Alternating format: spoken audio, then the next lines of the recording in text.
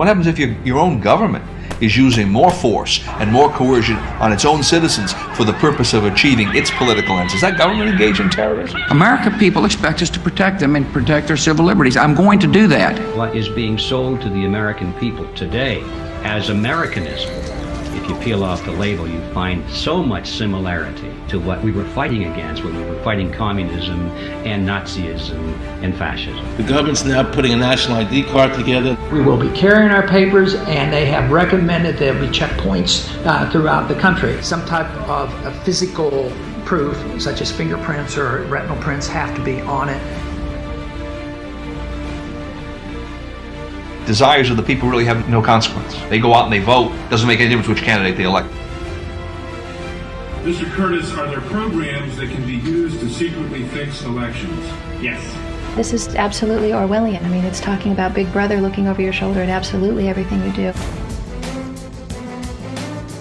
There is no constitutional basis for a tax on the wages of Americans living and working in the 50 states of the Union. Period.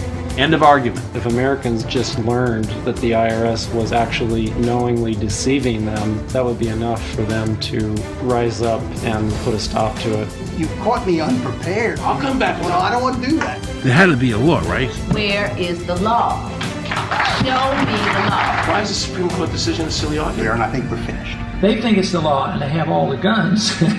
You know, it's an authoritarian approach. Now we can see a new world coming into view. A world in which there is the very real prospect of a new world order. The latest technology for identifying people when they make purchases is actually the implantable chip that you can actually embed directly into human flesh. Can a microscopic tag be implanted in a person's body to track his every movement? You will rule on that, mark my words. A chip in everybody would be the universal monetary system par excellence, because there'd be no escape from it. Americans have been taught to expect their salvation from government instead of recognizing government as the most dangerous threat they'll face in their lives. It is the greatest hoax ever perpetrated by government against the working men and women of America. It's organized crime. All you do is you call the Republicans the Genoveses, and you call the Democrats the Gambinos.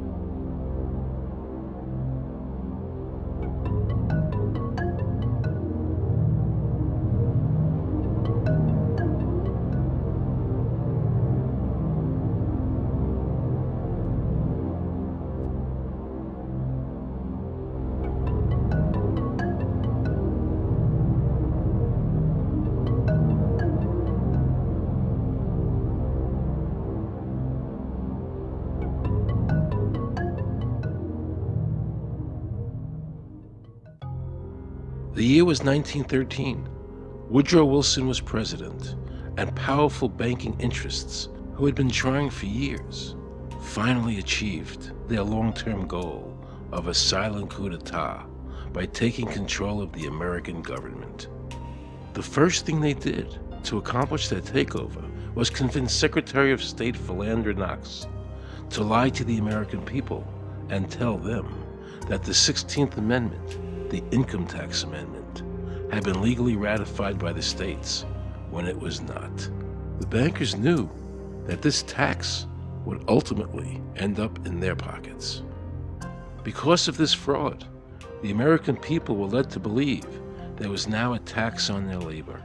Congress and the president are completely aware of this fraud, and it was even cited in a recent court case.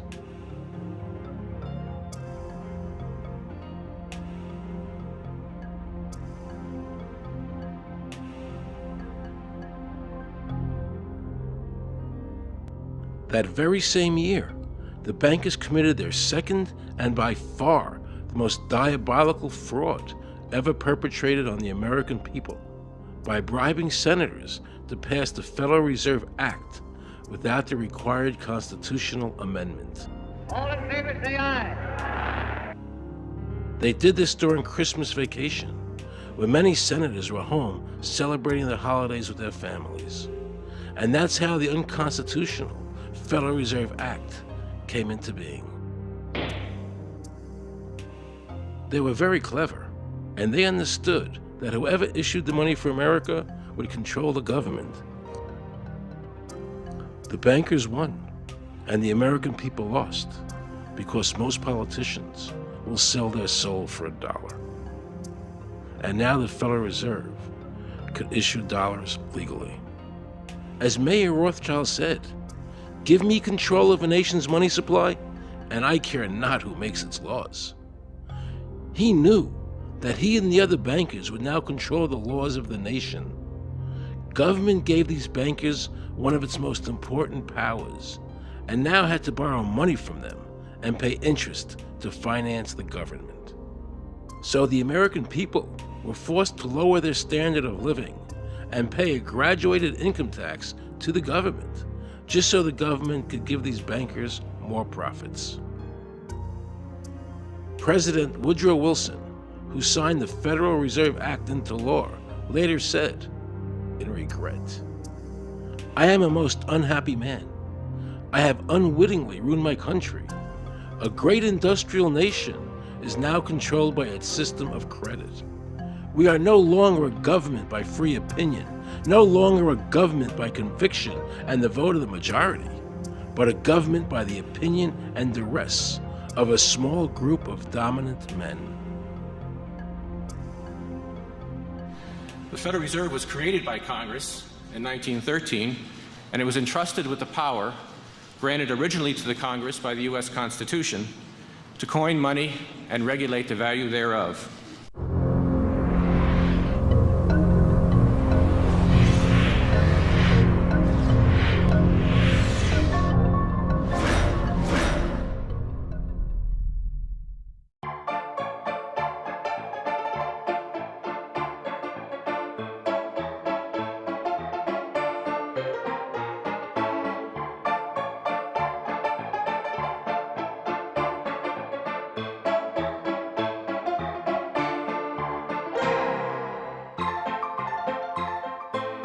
What's your name?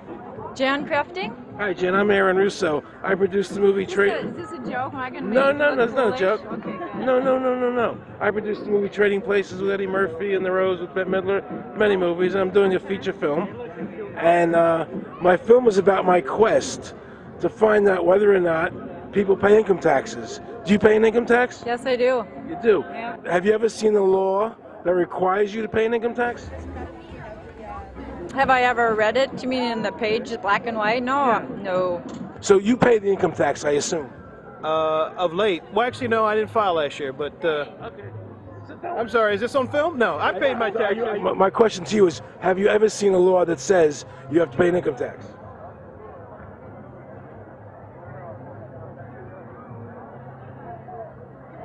The law is that guy that wears that badge and a gun. That's the one that puts you in jail. That's the law. Actually, I can't stand the IRS. Okay.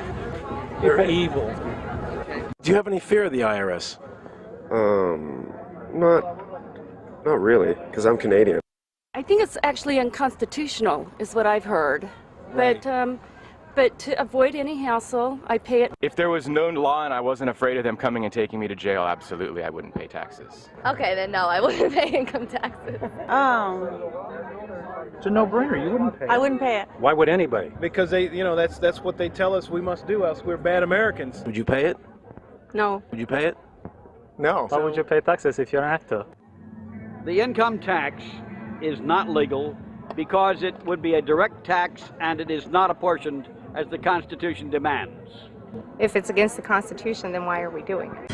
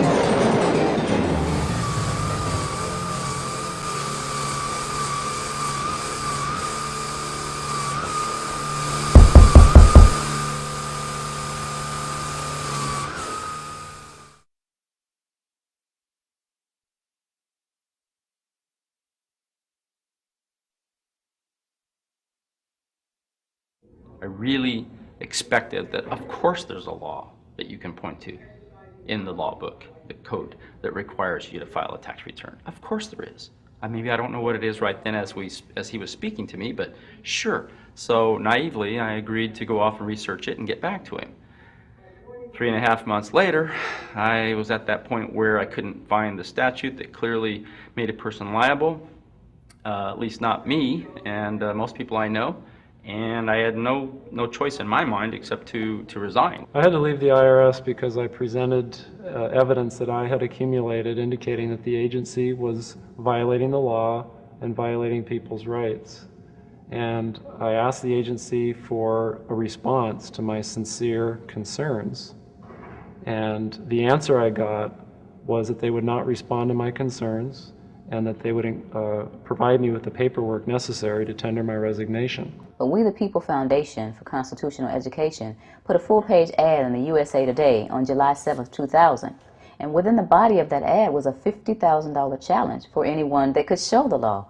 And to me, $50,000 is a lot of money. So I went after that and did the research based on the fact that I thought, let's put this baby to bed. I'm hearing all these rumors. You know, I'm going to kill 2 birds with 1 stone. I'll answer these people's questions that are asking me, and then I'll win this $50,000. And, you know, based on the research that I did throughout the year 2000 and that I'm still doing, I have not found that law. I've asked Congress, we've asked a lot of people in the IRS commissioners, helpers. They can't answer, because if they answer, the American people are going to know that this whole thing is a fraud. I was surprised to hear these highly trained and decorated IRS agents telling me there was no law requiring American citizens to file a 1040 or to pay an income tax on their labor. I haven't filed an federal income tax return since I left. I have not filed a tax return since 1999. Approximately 67 million people don't file an income tax return. I made a decision to go to Washington so I could attend the We the People Foundation press conference. They were going to serve a class action lawsuit on the IRS, signed by over 3,000 people, because the IRS has refused to show the law that makes Americans liable to file a 1040 or to pay an income tax on their labor. I was very curious as to why the IRS refused to show the law, as it seemed such a simple thing to do. Yet I was skeptical about the Foundation's claims. There had to be a law, right? I mean, we've all been told over and over and over again that we had to pay income taxes. No answers, no taxes. No answers, no taxes. No answers, no taxes. Most people believe that the income tax system is legal and that the revenue from the tax is used in the public interest. However, there is a substantial, conclusive body of evidence that proves that our income tax system represents the most pernicious form of tyranny. It is the greatest hoax ever perpetrated by government against the working men and women of America. American citizens, along with the Foundation, have been asking the IRS to specifically provide them with the underlying legal foundation upon which they administer and enforce the personal income tax laws in our country. At the national level, when people would attempt to contact somebody of a much higher authority, say the commissioner, same kind of thing. They would get answers that were in effect non-answers. There are a group of people standing outside today who assert that no law requires you to pay taxes and that you will not answer their petition to the government as to whether they're required to pay taxes. Are they required to pay taxes? I've been paying my taxes ever since I had my first job, and I think it's a fundamental construct of our nation that those of us who expect and demand the services from our government that the government provides, be they the protection of our country through the military, or be they the education of our children, or be they the protection of our environment, that we must pay for those services. So yes, I think there is a fundamental obligation, and that it's an understood and well accepted one.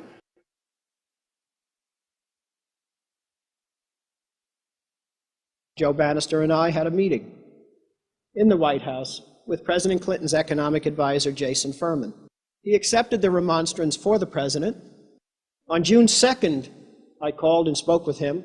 His words were, We have decided that the issue of the legality of the income tax is not a high priority matter for the White House, and we will not be participating in any conference on the subject.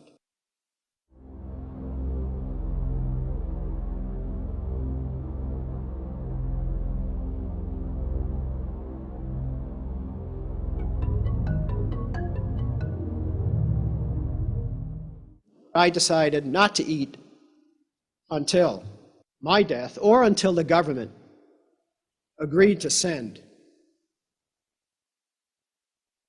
their experts to meet with the experts from the tax honesty movement. And with the help of Congressman Bartlett, a deal was made. I'm very pleased that through these several trying weeks and now months, that we have secured the agreement of the IRS and the Justice Department, because some of the questions are beyond the purview of IRS, that they will both attend a public symposium where these issues can be formally addressed. Last Thanksgiving, DOJ and IRS notified Congressman Bartlett that they would not participate. Congressman Bartlett then waited until late January. He informed me that he would not be participating. Why do you think you've been able to get away with not paying or filing your income taxes for so long? Well, first of all, I've not gotten away with anything. I'm not hiding from anyone.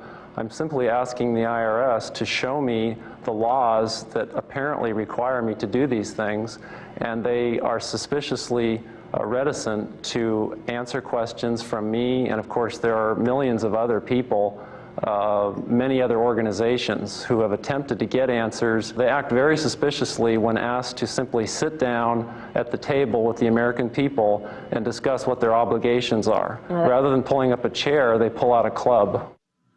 As a matter of fact, David K. Johnston of the New York Times asked Terry Lemons of the IRS, why won't the IRS answer the questions set forth in the petitions from the American people? Mr. Lemon's response was, the government is answering the questions through enforcement actions in the courts.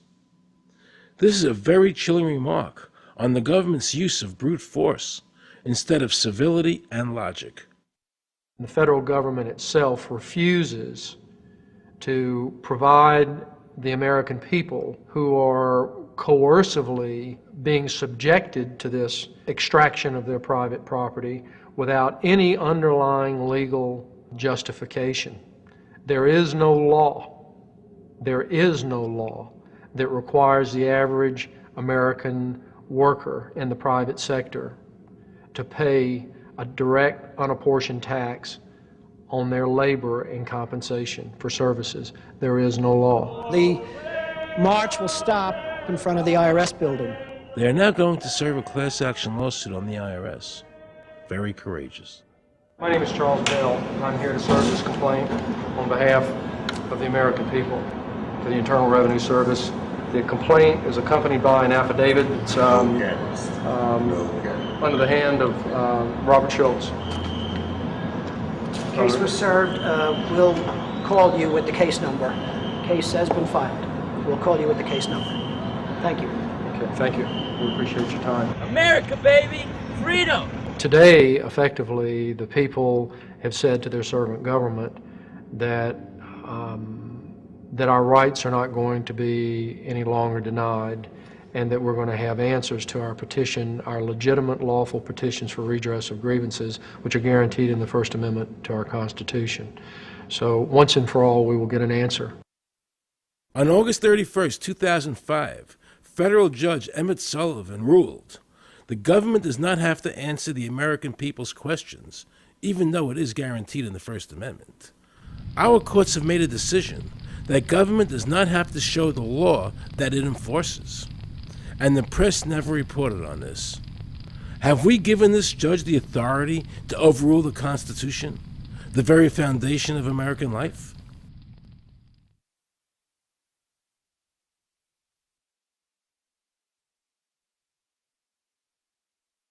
I believe that in both spirit and substance, our tax system has come to be un-American. Death and taxes may be inevitable, but unjust taxes are not.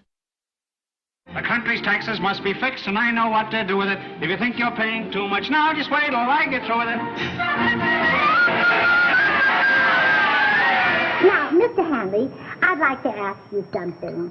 What does the government do with all the money we give them in taxes? When President Reagan was elected, one of the first things that he did was appoint a blue ribbon panel of business people headed by Peter Grace, and is commonly referred to as the Grace Commission. And their job was to research all the various areas of the federal government and make a report. One of the quotes from the Grace Commission is, 100% of what is collected is absorbed solely by interest on the federal debt. All individual income tax revenues are gone before 1 nickel is spent on the services taxpayers expect from government. If we pay the salaries of the congressmen and the senators, we're supporting them, aren't we? Well, yes. Yeah. Well, then why can't we list them as dependents and deduct them?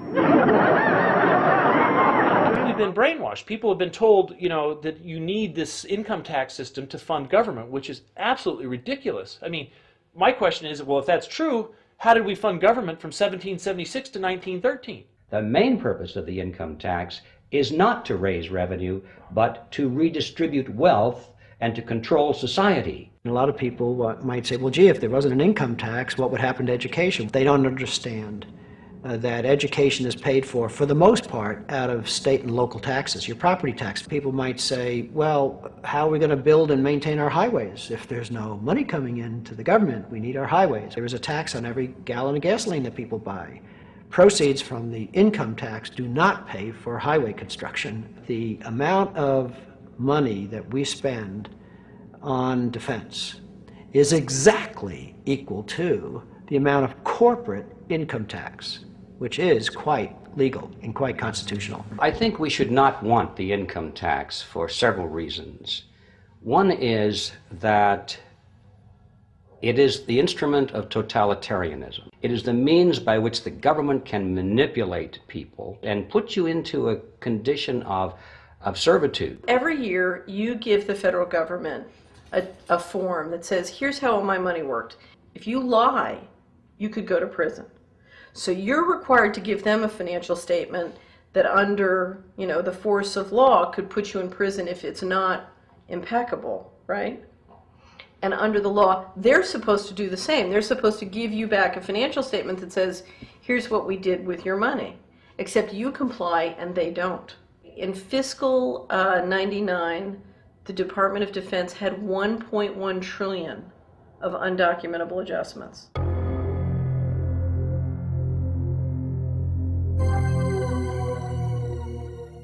The following year, they had 2.3 trillion of undocumentable adjustments.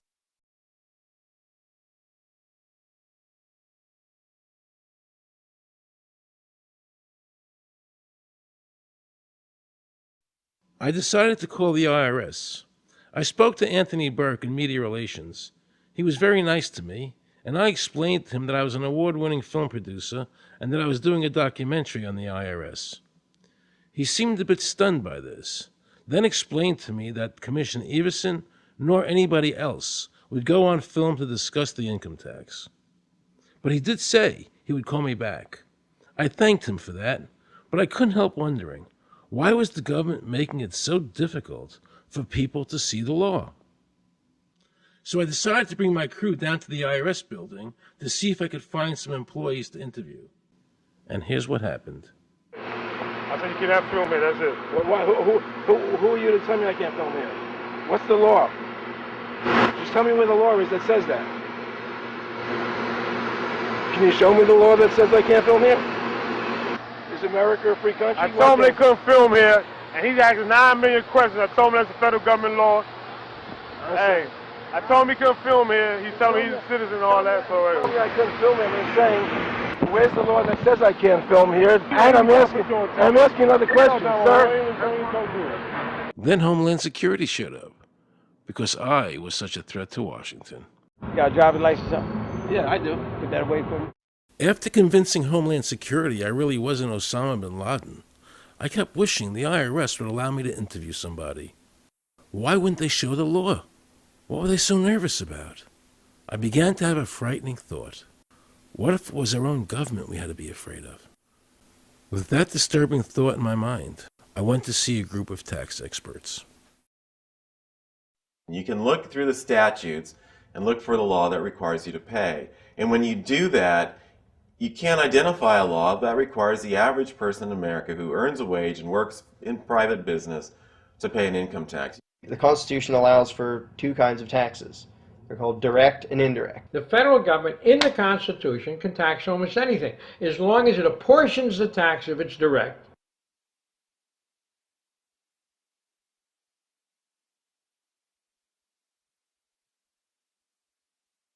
The indirect tax is, for example, an excise tax. I can avoid the excise tax on gasoline. I can choose to ride my bicycle. I can avoid the excise tax on tobacco. I can choose not to smoke, or I can grow my own tobacco.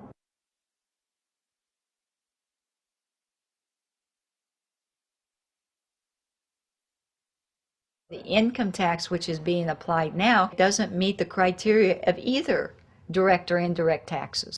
The IRS claims that in 1913, the 16th Amendment, the Income Tax Amendment, allowed the government a third form of taxation. What was the Supreme Court's ruling on that? The Supreme Court, in the case of Stanton versus Baltic Mining. I mean, what could be clearer than this?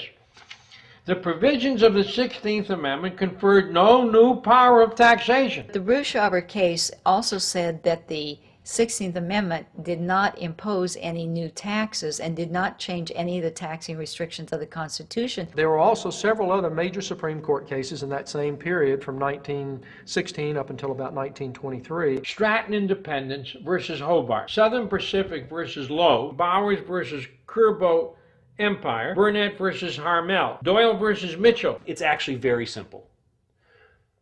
Congress tried to enact an income tax in 1894. The Supreme Court said that's unconstitutional. When the Supreme Court says something is unconstitutional, it's unconstitutional. They tried again in 1913, and the Supreme Court said the 16th Amendment conferred no new power of taxation. So, if they didn't have it then, and they didn't get it, they don't have it. There is no constitutional basis for a tax on the wages of Americans living and working in the 50 states of the Union. Period. End of argument.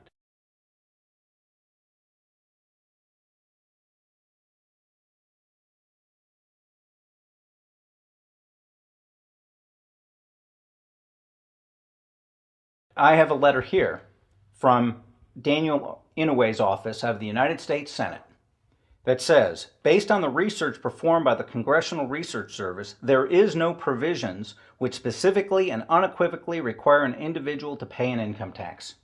Period. End of story. There is no law, and to date, nobody has been able to show that there is a law for the average American citizen working day in and day out to pay an income tax. The definition of income in the Constitution was given in the Eisner versus Macomber case, and it turns on gains or profits that are made from some activity. Doyle versus Mitchell, 247 U.S. 179, 1918. Here's what he said.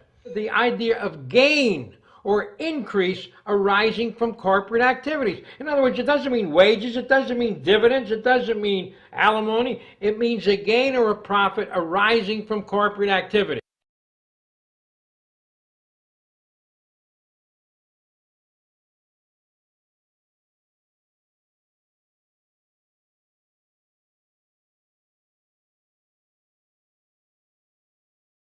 These liens that are recorded against people by the government for tax liens are nothing more than allegations. They are non-substantive. They have never been determined by a neutral third party, such as a court, to have one shred of validity. If you ever get a notice of an audit or anything else, the first thing you should do is a Freedom of Information Act request for records that they're using to substantiate or justify the audit. There is nothing in the Internal Revenue Code that creates any such thing as an income tax evasion or crime. There's nothing in the code that allows IRS agents to seize property. The government is involved in judicial blackmail. The government knows that if it legally seizes somebody's property, that person doesn't have the funds and he can't even get a lawyer who can help him. I conducted investigations in the Title 18, the criminal code, the U.S. criminal code, And in there, the statutes and the regulations are very specific as to what's violating the statute. In the Internal Revenue Code, Title 26, there's nothing specific in there. I mean, even the FBI is feared of the IRS. You have to understand that an agency which will unlawfully impose a tax that doesn't exist is not going to care. If we, the people, don't know what our rights are, they're not going to tell us. If Americans just learned that the IRS was actually knowingly deceiving them, that would be enough for them to rise up and put a stop to it. This small booklet includes the Constitution of the United States, the Bill of Rights, the Declaration of Independence. This is a document that every citizen should read. It's a document which freed an entire nation. This is the Internal Revenue Code, and this document, and the unlawful application of this document by the Internal Revenue Service has enslaved the nation that this document attempted to free. I was very impressed with the people in the tax honesty movement. They weren't kooks, they were highly intelligent, well-researched, and very genuine. I was wondering why I never heard about all these Supreme Court decisions in the media. So I really wanted the IRS's point of view, because to get the true story, it was imperative I hear both sides. I kept wishing Anthony Burke would call me back. He seemed like an honest man. I then proceeded to call my message machine. Hi, this message is for Aaron Russo. This is Anthony Burke at the Internal Revenue Service. Let me suggest some people that you might want to think about talking to. One would be Don Alexander, who's a former commissioner who's here in town in Washington. Another would be Sheldon Cohen, who is both a former commissioner and former chief counsel. All of those guys, I think, can answer your question about, where in the tax law it says that you have to pay taxes. Wow, good news, I thought. So I called Sheldon Cohen because he used to be the IRS commissioner, he wrote the tax code, and he was also general counsel to the IRS. He is a true expert, and I couldn't find a better person to answer my questions. He graciously agreed to my interview. The reason I'm doing this documentary is because there are many people in America today who believe that there's no law that requires them to pay an income tax or file a 1040. And there are many people going to jail for it, fighting over it. The Internal Revenue Code is authorized by the 16th Amendment. I think it should be clarified. I think government should be transparent to the people. Why doesn't the IRS commissioner sit down with them and just explain it in clear English? Why? I don't think they really care. They don't think. I think they're just playing word games. You don't think they're sincere people? No, I don't think they're sincere people. What does voluntary compliance mean? And why does the IRS code say it's voluntary to comply, not mandatory? That's a word euphemism we use. We use voluntary compliance when we talk about traffic signals. Most people, at 2 o'clock in the morning, do you stop at a red light? Yeah. Is there a cop there? Well, sometimes I don't. Well, I do, and most of us do. Most of us do. Right. But that's voluntary compliance. That was a complete perversion of logic. Traffic laws state that it is mandatory to stop at a red light. The IRS code says it's voluntary to comply. Mandatory and voluntary are the complete opposite of each other. Yet he wants us to believe that they mean the same thing.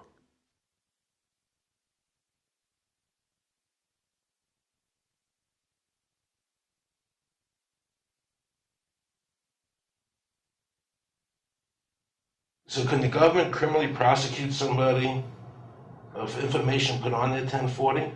Yes. Right, so doesn't that violate the Fifth Amendment? No. But the Fifth Amendment says I don't have to do anything that incriminates myself. Well, it doesn't incriminate you to put your income down. But you said before I could be put in jail for it. The commissioner wants us to believe that although the IRS demands that you fill out the 1040 and you can go to jail for it, that they are not violating your Fifth Amendment rights of self-incrimination. That is absurd. Isn't it true that the word income is not defined anywhere in the Internal Revenue Code?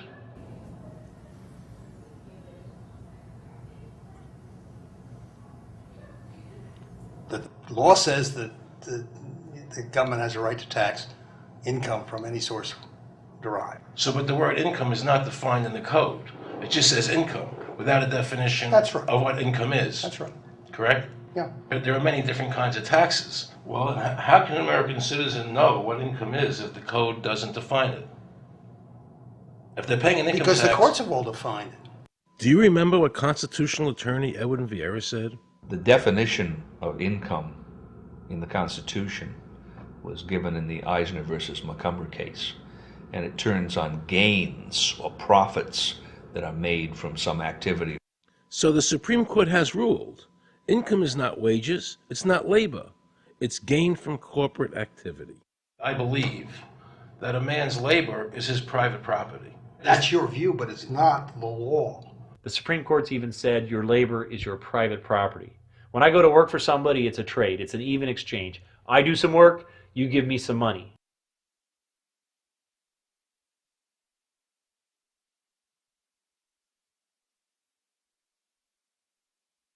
In 1916, we had the Bruchaber case and the Stanton case. And the Bruchaber case and the Stanton case said that the 16th Amendment gave the government no new taxing power. I'm not going to argue the niceties of that with you. And it came up again in a case called Peck versus Lowe, where the Supreme Court said the 16th Amendment did not extend Congress's taxing power to any new or accepted subjects. In other words, if you weren't taxable before the 16th, you weren't taxable after the 16th. Today I interviewed a juror, okay, who sat on a case, and they found the person not guilty for lack of filing, okay? And I asked her why they found him not guilty. And she said because the IRS couldn't show us the law that made him liable to file a 1040. All they need to do, if there is a law, is to show us the law, which of course they never did. And the reason they didn't do it was why? Because there is no law. Title 26 requires you to file a return. But doesn't Title 26 have to be in compliance with the Supreme Court decisions? You're going to take a 1920 case and superimpose it on the whole Internal Revenue Code that was written after it? No, that's not. I can't believe what I just heard. Rewind. You're going to take a 1920 case and superimpose it on the whole Internal Revenue Code that was written after it? No, that's not. Remember he said earlier the Internal Revenue Code was authorized by the 16th Amendment? The Internal Revenue Code is authorized by the 16th Amendment. Remember, the Supreme Court said the 16th Amendment did not give the government any new taxing power. These decisions have never been overturned. Let's listen further. Can the lower courts overrule the Supreme Court? No. How are they putting people in jail today for not paying a tax on their labor when the Supreme Court said they don't have to? Doesn't the IRS code have to be in compliance with the Supreme Court? That's my big Aaron, question. this is a waste of time. Well, because whatever I say, you're not going to believe. He's right. I don't believe him. And neither should you. He wants us to believe we should obey the IRS code, which is being enforced in violation of the many Supreme Court decisions. If the Supreme Court made a decision... Thank you, Aaron. I think we're finished. I'm sorry, Mr. Cohen, you're doing that. Well, I'm sorry that you constantly re-argue the point. You're liable because the law says that you're liable, and the courts say the law says you're liable, and that's why you're liable. You see, he's talking about the lower courts, who are not in compliance with the Supreme Court, as they have to be. Doesn't the court have to be in compliance with the Supreme Court? The Supreme Court has so held. Where? You caught me unprepared. I'll come back. Well, I don't want to do that. But let me ask you a hypothetical question. No. You're making silly arguments here. Why is the Supreme Court decision a silly argument? Well, because it's inapplicable. That made my heart stop. He just said Supreme Court decisions do not apply to the IRS. That's the behavior you would expect from a totalitarian country, maybe China or Russia or Cuba, not from America. They're just making up the law as they go along. Now I knew the tax honesty movement was right. The IRS thrives on intimidation and fear, not by law. It's no different than a criminal protection racket, using force to extract your money from you. Then the former IRS commissioner, now working at a prestigious Washington law firm, threatens me. Watch. Aaron, you understand Yiddish, Gornisht helfen. For those of you who don't understand Yiddish, that means nothing will help you. Now it all became clear. I understood why the IRS wouldn't go on camera and talk about where the law was. I understood why all the senators I called refused to be interviewed. There is no law. And now you know what our political leaders and the courts have known for decades and have tried to cover up. The United States Constitution strictly forbids a direct, unapportioned tax on the wages and salaries of American citizens. The United States Supreme Court has consistently ruled that the income tax is a tax on profits and gains, not on labor and wages. On behalf of the American people, I challenge the IRS to show me a statute that allows a direct, unapportioned tax on the wages and labor of the American people. And if I'm wrong, I will give my most humble apologies to the IRS. If the IRS is wrong, and there is no law, then every person who's been jailed should be let out of jail immediately, and any assets seized should be returned to their rightful owners. If this is a nation of laws and a free country, then the IRS should show the law to the American people. I felt an overwhelming need to understand why juries were finding innocent people guilty of not filing a tax return when there was no law requiring them to do so. So I went to talk to Marcy Brooks, a juror who used her common sense and did not allow the judge to railroad the jury into a guilty verdict.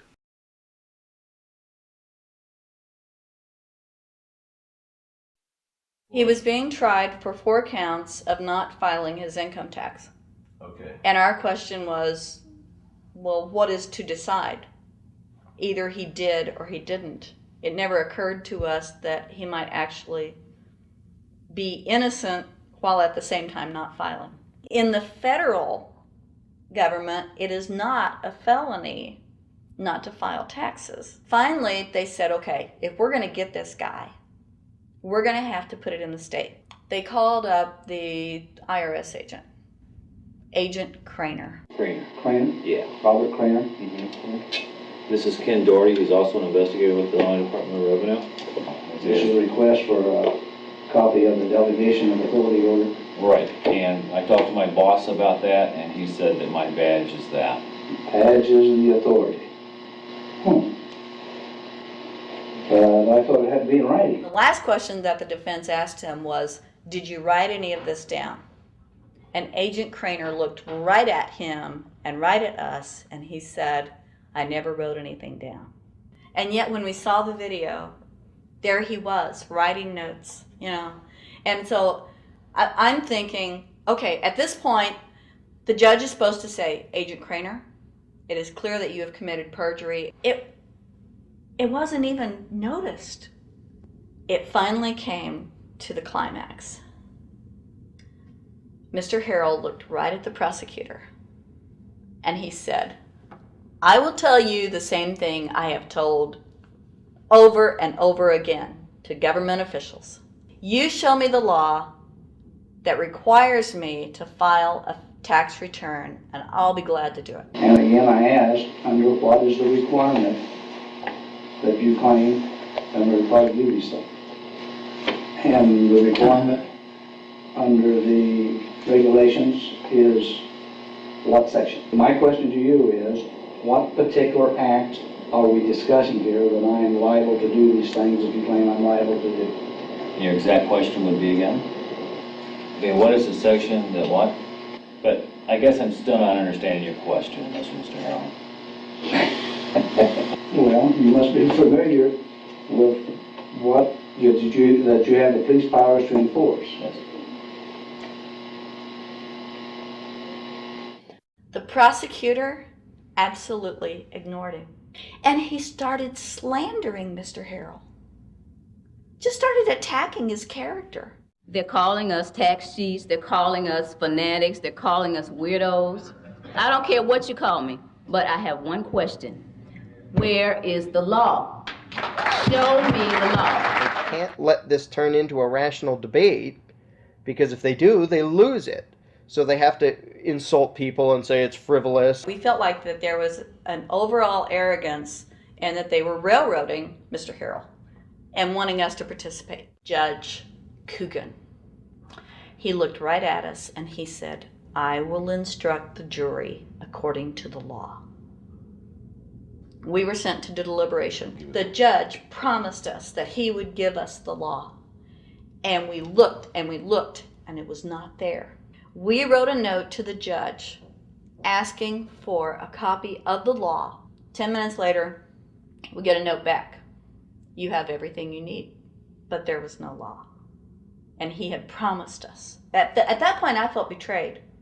I felt like this man promised us the law, and that's what this whole thing is about, the law. We request it, and he still denies us the law. And the reason they didn't do it was why? Because there is no law. Remember, we're talking about the Illinois state law here, okay, which is a law in Illinois.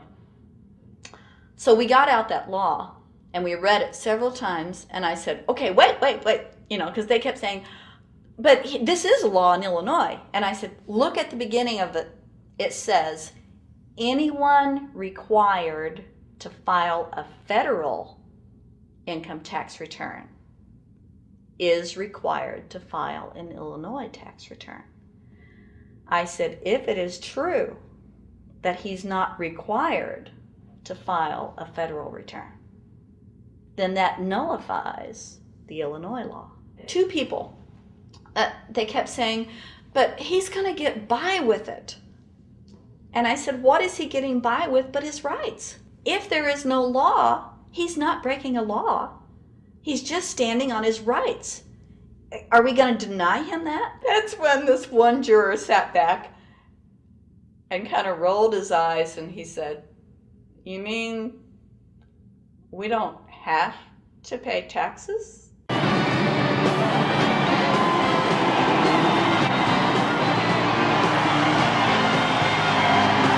All of a sudden we realized that this trial was much bigger. And the ramifications of this trial were going to be so broad if it actually got out. I mean, it's like we had just discovered this great government secret. And so when we came out for the delivering of the verdict, the judge was, I'm sure, even at this point, I'm sure he still thought we would give a guilty verdict. And the reason I say that is because of the look on his face when the first not guilty was read. His face just turned white. I mean, it's like, I don't believe this. The second time, you could hear people out in the audience, just in the courtroom, just going, wow, And the judge is just getting red in the face. I mean, he was just livid. And the judge got up and left. I sat there and I thought, this truly is a victory for the people. And I have never felt more patriotic. And I knew that we had done the right thing. I looked at that man, Mr. Harrell, and I thought, the system might not work all the time, but this time, for that man, it did. In November 2004, the government arrested former IRS criminal investigator Joe Bannister. They charged him with fraud for telling the American people the truth about the income tax laws. The jury obviously agreed with Joe. Well, it just showed Mr. Bannister to be honest and straightforward and working within the law. Vernice Kuglin, a Federal Express pilot, claimed there was no law requiring Americans to file an income tax. She also won in court. 24 people were criminally charged by the IRS because they claimed there was no law requiring them to file an income tax return. The fact is, neither the judge, nor the prosecutor, nor the IRS could bring that statute in there because it's not in the books. The jury came back with an acquittal for everyone. When the matter is put to the test, which means in terms of court and enforcement action, there is a 100% success rate in shooting down these arguments. The mafia has a code and they follow it, and it's a code of honor. But the IRS has no code of honor.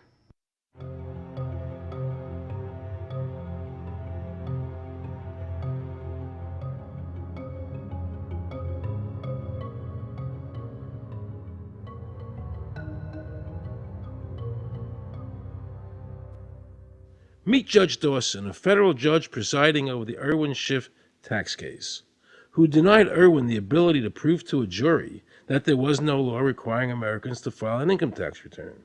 He denied Irwin the right to prove to a jury there was no law by stating, "I will not allow the law in my courtroom." But the judge made sure the government never had to show the law as written by telling the jury, "You must follow the law as I give it to you." Nobody can know what the law is, because the law is what the judges say the law is. The lower courts today will not allow people, especially in tax cases, to bring in Supreme Court decisions as their evidence.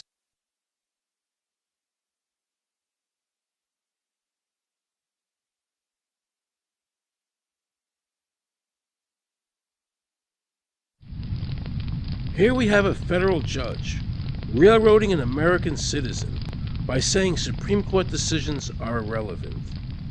And again, nothing from the press defending our freedoms.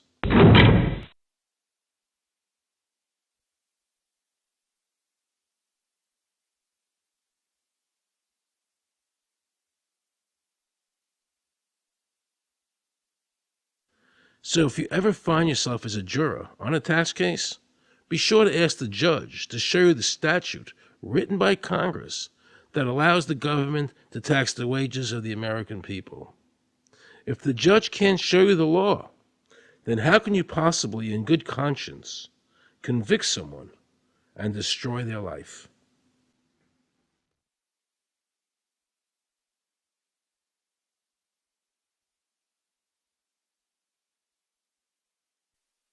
Let's see how the IRS treated one of America's greatest heroes, and someone I cherished as a child. Joe Louis was an American icon. Victorious in his first 27 fights, the Brown Bomber quickly rose to heavyweight champion of the world.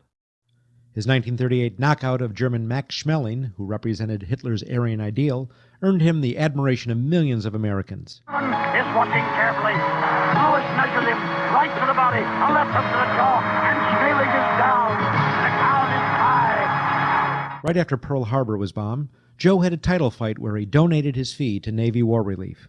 Well, I'm not working for nothing. I'm working for my country, and I think that's about the greatest piece of work that anybody can do.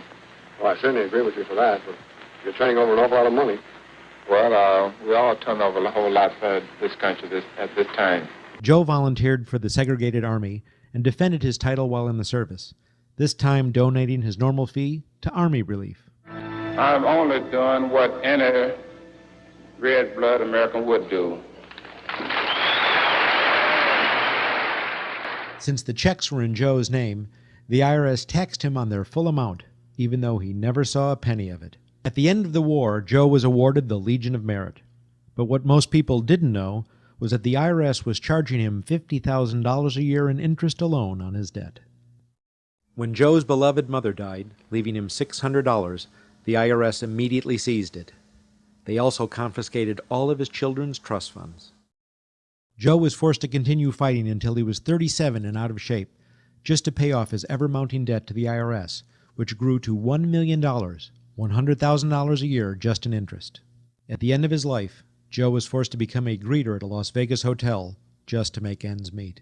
It was a shameful thing to see a man like him, great fighter, great human being, being humiliated and destroyed in this manner, because after all, when you owe Internal Revenue money, no matter what you have, they take away from you.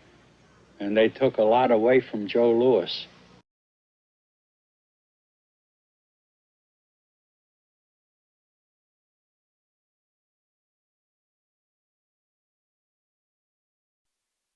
I made a decision to drive to Virginia Beach from Washington because I had heard stories about two law-abiding families who had been brutalized by the IRS.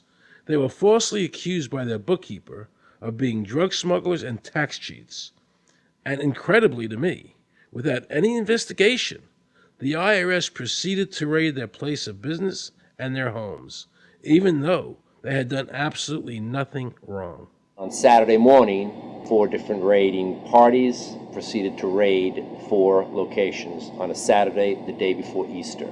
I was the manager on duty, and I was up in the deli, and people came through the door.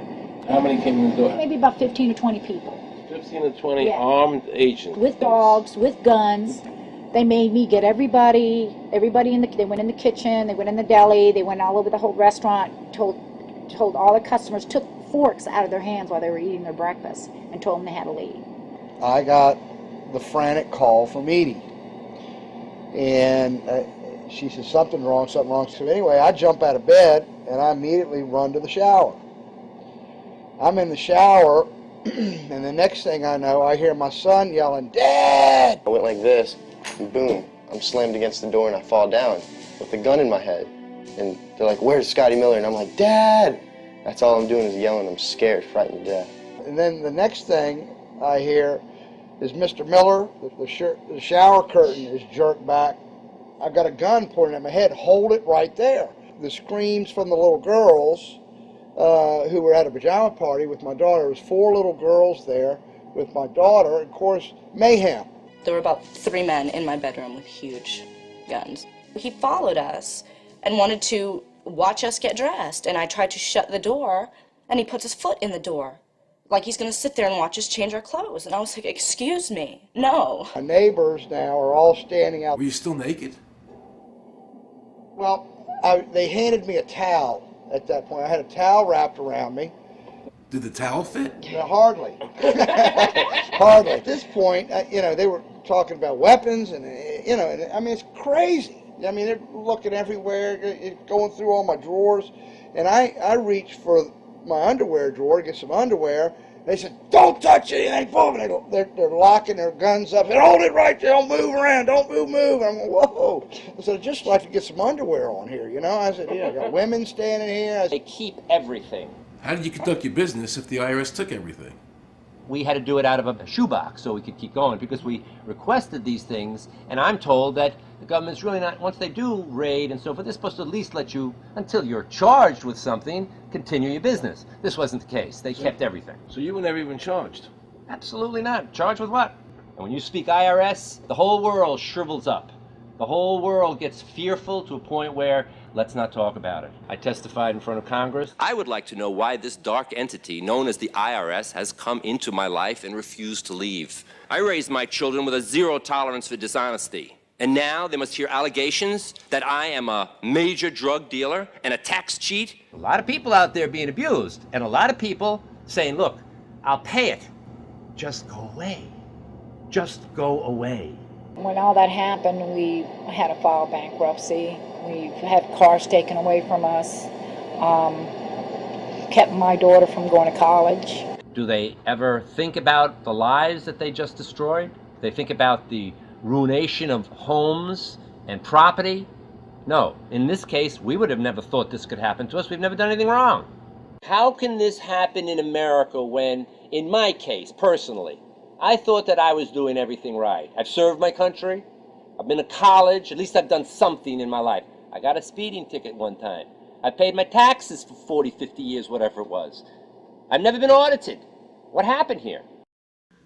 I had this really uncomfortable feeling in the pit of my stomach as I was thinking to myself, how did America transform itself from being a truly free country with a servant government where our individual rights were protected by our Constitution to being a country that talked about being free but really wasn't?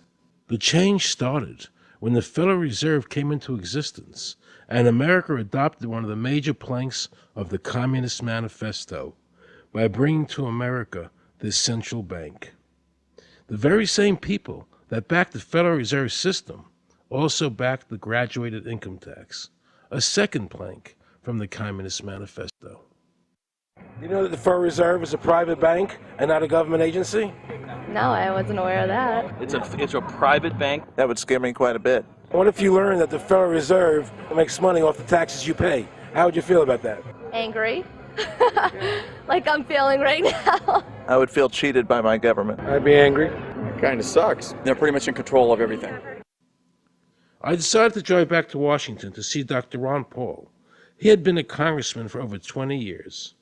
I had met him previously in 1998 when I was running for governor of Nevada, and I knew him to be an honest and sincere man, and I thought he'd be very helpful in letting me know what the future holds for the American people.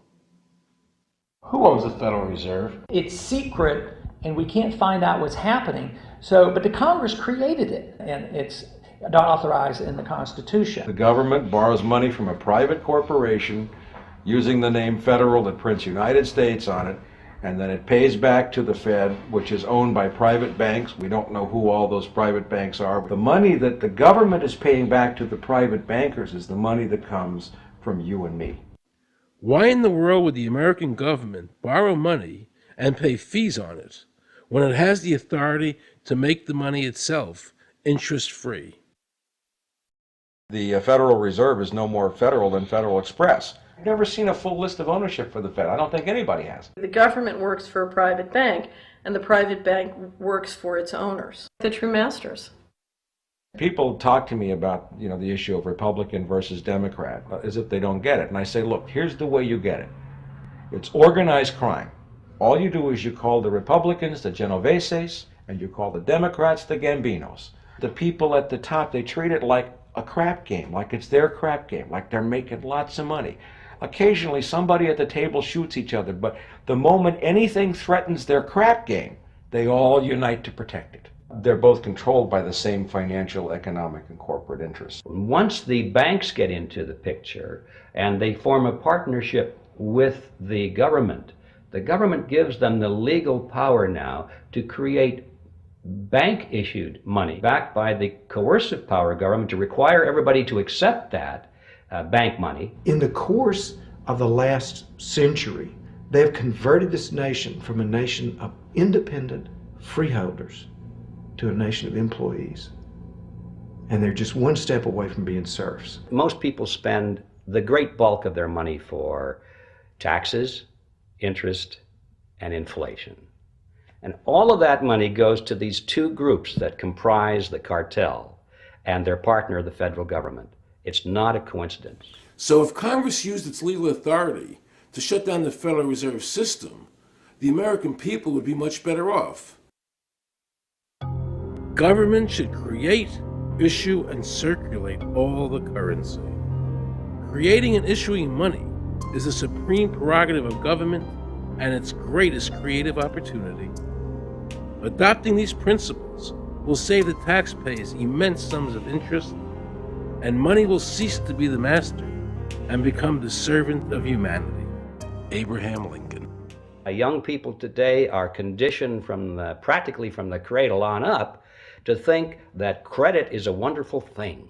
You don't want to damage your credit. You want to do what you can so that you can go to the bank and get a good loan. There are no people who own their own property, who own their own houses, who own their own business, who finance their own business. They're only debtors. The average young person today has no concept that he's being drawn into a web, a trap. Like he's in the feudalist system, only he's going to like it. He's going to think, this is wonderful. I got my new red Corvette and I'm in debt for the rest of my life, but I'm looking good. A decision was made. Let's get all the debt up, let's move the jobs abroad, and instead of re-engineering your skills, we're going to dumb down America, and so the middle class will disappear. Really what most of the people in this country have become is food for the debt machine. When a person borrows money, it puts a noose around their neck and makes them servant to the lender, which is exactly what the Federal Reserve System is designed to do. And now our Congress, so dominated by the banks, is helping them to entrap people even further by passing new bankruptcy laws, making it more difficult for the people to declare bankruptcy and get a fresh start, while at the same time allowing the banks to charge very high rates of interest. This is the way the Democrats and Republicans, working with the banks, legally enslave the nation. Credit card industry is a huge political contributor.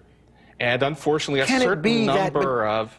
It just seems so, like I say, just bald. This idea that credit card industry gives a lot of money to the government so they will protect them even to the just abject disinterest of their own constituents. That happens kind of a lot.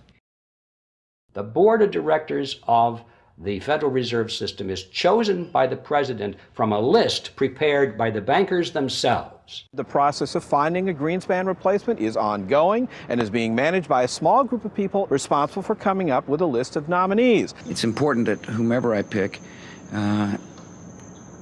is viewed as an independent person from politics. If the American people ever allow the banks to control the issuance of their currency, the banks and corporations that will grow up around them will deprive the people of all property until their children wake up homeless on the continent their fathers conquered. Thomas Jefferson. So the Federal Reserve is actually an illegal entity functioning within government. It's illegal, and what we have given to this so-called agency is the authority to counterfeit money. Do you have any points of view about the Federal Reserve and how the Federal Reserve operates? They just enter something on a computer. Oh, you need 20 billion today. Here's 20 billion, but they got that out of thin air. It came out of thin air, it goes to the Treasury then pays the bills. So it's no different than monopoly money.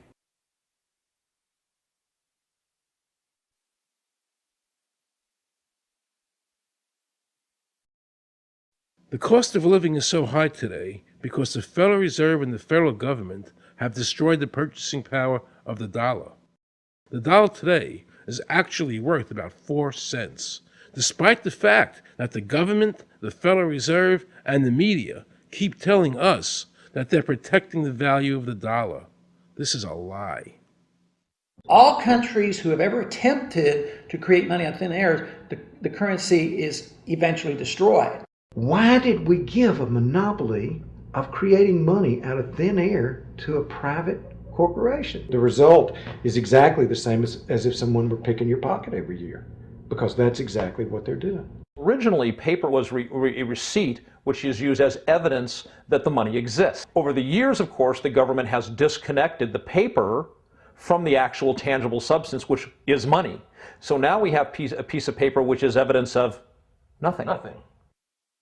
In the past, people were able to take their receipts, the paper, to the bank and get the real money, the gold, in exchange for the receipt. This limited the amount of money that could be printed, thereby protecting the purchasing power of your savings. You don't have to worry. That's good, because I work 3 jobs and I feel like I contribute. You work 3 jobs. 3 jobs, yes. Uniquely American, isn't it? I mean, that is fantastic. In the absence of the gold standard, there is no way to protect savings from confiscation through inflation. There is no safe store of value.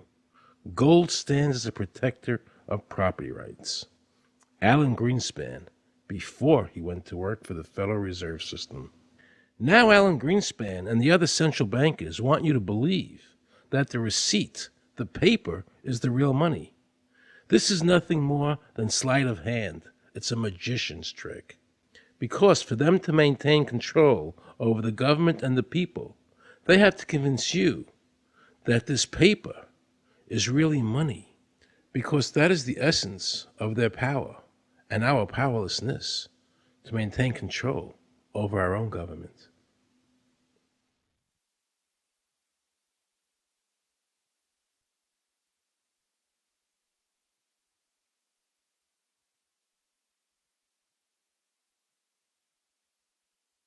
What happened to the gold in Fort Knox? Nobody really knows. When I served on the Gold Commission, I asked them to really, do another audit. I remember it was 15-2. They said, we don't need to audit the gold. It's supposed to be the American people's gold, and so we would like an accounting to tell the American people what is there. I've been told that the Federal Reserve has taken control of the gold as collateral for the dollars they print. They list gold on their balance sheet. How could the Federal Reserve, this private bank, list gold on their balance sheet? They claim they're holding that for the Treasury. So that puts private bankers in control of the American gold. They could have taken all of America's wealth. That's a possibility. Shouldn't the Congress stand up and say, where is the American people's gold? They're not audited. They control the money of America, and it's not audited? There is no audit. Oh, wait a second. Doesn't the Federal Reserve work underneath the Congress? Congress ignores their responsibility to do any oversight. The president really has no control, nor does the Congress have any control over this cartel. It just has the appearance of control. In the final analysis, the Federal Reserve bankers, with the help of the Democrats and Republicans in Congress, have swindled the American people. They have taken the true wealth of America, the gold, and given us a piece of paper in return. And again, not a word from the press. These frauds are going to continue until Congress is no longer intimidated by the Federal Reserve bankers, and Congress uses their legal authority to shut down the Federal Reserve System and to stop this loss of our freedoms. Is there a law that requires people to file a 1040?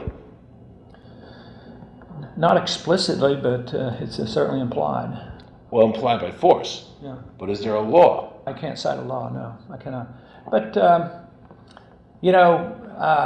if they think it's the law and they have all the guns, it's an authoritarian approach. Well, yeah, but that's authoritarianism. Yeah. That's not a country run by law. Do you think America is going deeper and deeper into becoming a police state? And if so, in what ways do you see that as a congressman? Yeah, I think we're moving in that direction because there's not much we can do without permission. The absence of a police state is that people are free, and if you don't commit crimes, you can do what you want. But today, you can't open up a business, you can't develop land, you can hardly do anything. You can't go to the bank, you can't go to the doctor without the government knowing what you're doing. And they talk about medical privacy, that's gone. Financial privacy, that's gone. The right to own property, that's essentially gone. So you have to get permission from the government from almost everything. And if that is the definition of a police state, that you can't do anything unless the government gives you permission, we're well on our way. This is something that people eventually, I hope, will get sick and tired of and say, enough is enough. I sincerely believe the banking institutions having the issuing power of money are more dangerous to liberty than standing armies. Thomas Jefferson. You must understand the Federal Reserve is a cartel made up of the major banks in America, and they are the ones that are running the show, not the federal government.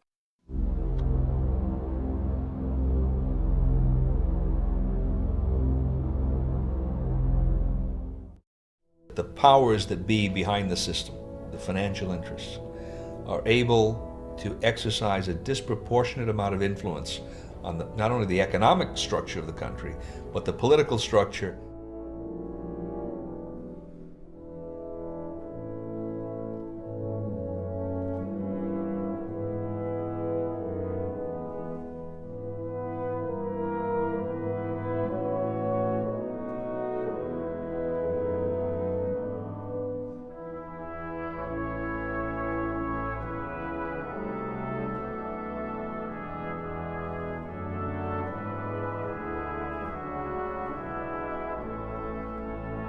This would be like the ultimate reaching of government into our personal health lives, which would be unbelievable. And not even our government, some, bureaucratic, diffuse, multinational, secretive government.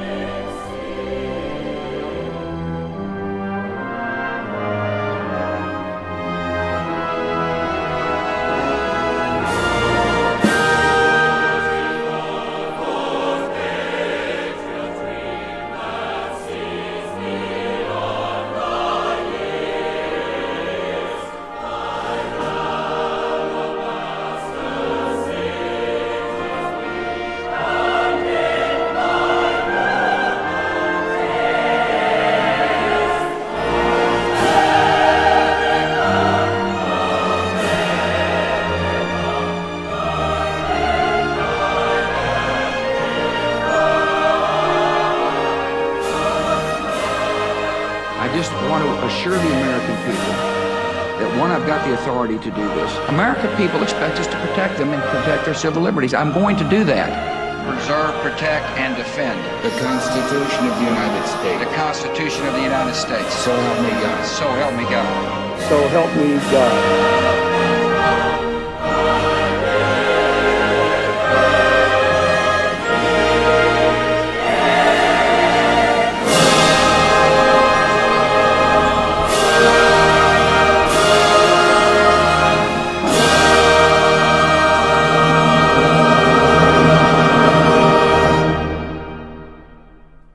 What happens if your own government is using more force and more coercion on its own citizens for the purpose of achieving its political ends? Is that government engaged in terrorism? Now let's watch the government add insult to injury to the people of New Orleans. No one will be able to be armed. We will take all weapons. That happened today in this wealthy neighborhood where homeowners had armed themselves to protect their mansions. Residents were handcuffed on the ground. In the end, police took their weapons but let them stay in their homes. Wasn't that kind and generous of the government to allow people to stay in their own homes? How thoughtful. Of course, they couldn't defend themselves from looters. For many of the police and guard troops, it is an uncomfortable job to do this in an American city. You never expect to do this in your own country. Walking up and down these streets, you don't want to think about the stuff that you're going to have to do. We are losing our right to property. The government is getting more pretexts to seize it, using the power to confiscate it with eminent domain. The asset forfeiture laws have proliferated. It's easier for the prosecutors to come in and make an accusation against you and confiscate your property even though they have no evidence that you've done anything wrong. Guilt or innocence doesn't really matter that much because it's very convenient for the government. Unfortunately, what is being sold to the American people today as Americanism, if you peel off the label, you find so much similarity to what we were fighting against when we were fighting communism and Nazism and fascism. The government's now putting a national ID card together and they want checkpoints. We will be carrying our papers, and they have recommended there'll be checkpoints throughout the country. Isn't that what Nazi Germany did that everybody in America was against? Papers, please. May I see your papers? May we see your papers? I don't think I have them on me. In that case, we'll have to ask you to come along. Wait, it's possible that, yes. Here we are. These papers expired 3 weeks ago. You'll have to come along. Halt! Halt!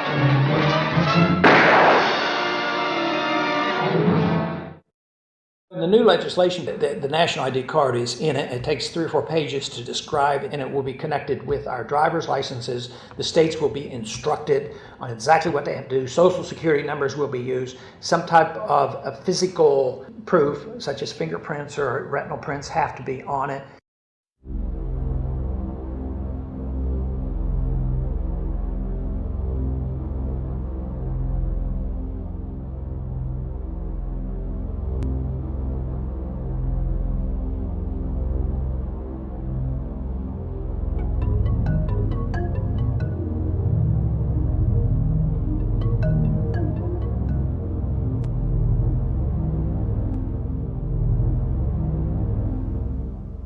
It is time to wake up, America.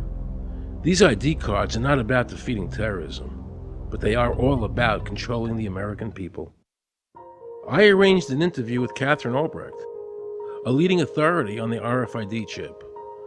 Her book entitled Spy Chips is the definitive book on this subject. I wanted to find out just how dangerous these chips are to our liberties.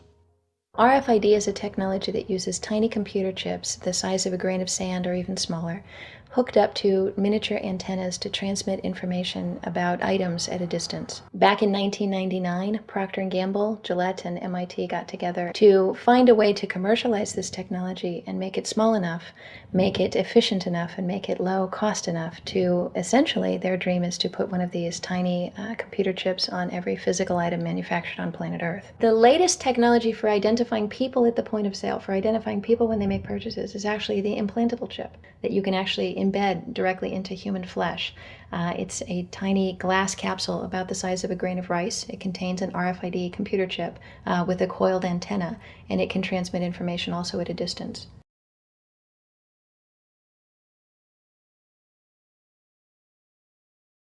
Can a microscopic tag be implanted in a person's body to track his every movement? There's actual discussion about that. You will rule on that, mark my words, before your tenure is over. Homeland Security folks, the Department of Defense and others have expressed an interest in being able to more closely monitor the U.S. populace. And one way to do that, of course, would be being able to determine who buys what and where they take those things.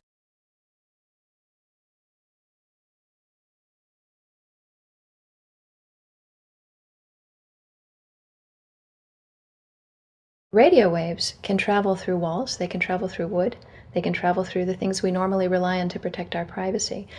For example, your purse, your backpack, your pocket, anything you're wearing or carrying. Kraft Philadelphia cream cheese has been tagged with RFID and sold to consumers, as have Mach 3 razor products and other Gillette razor products, without the knowledge of the consumer. One of the tiny chips could actually even be the dot on the letter I on the back of the fine print on a package that you purchased. They were talking about having reader devices in every airport, on every bus, on every train, on every port, on every dock. One of the most worrisome applications of RFID are proposals to put them into cash, meaning that you would be able to track every banknote, where it had been, who it had been issued to, and create, in essence, an audit trail.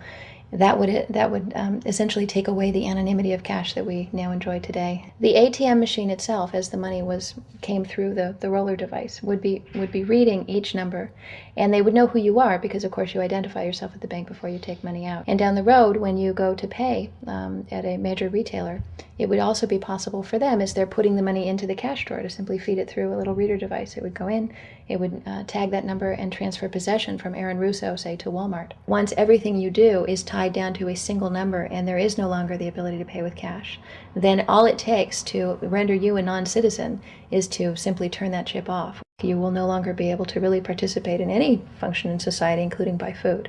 So through the implementation of the Federal Reserve System, the American citizen has gone from being a private individual who had real money, gold, in his possession that was private, to a citizen who has no privacy because all money is now being digitized. They can deduct whatever amount of money they want out of your digits whenever they want. They can trace you whenever they want. You'll be at their mercy. God forbid we allow this to happen in America. This is absolutely Orwellian. I mean, it's talking about Big Brother looking over your shoulder at absolutely everything you do, every purchase you make, every place you go, every company you interact with. All of that would be reported back potentially to the government.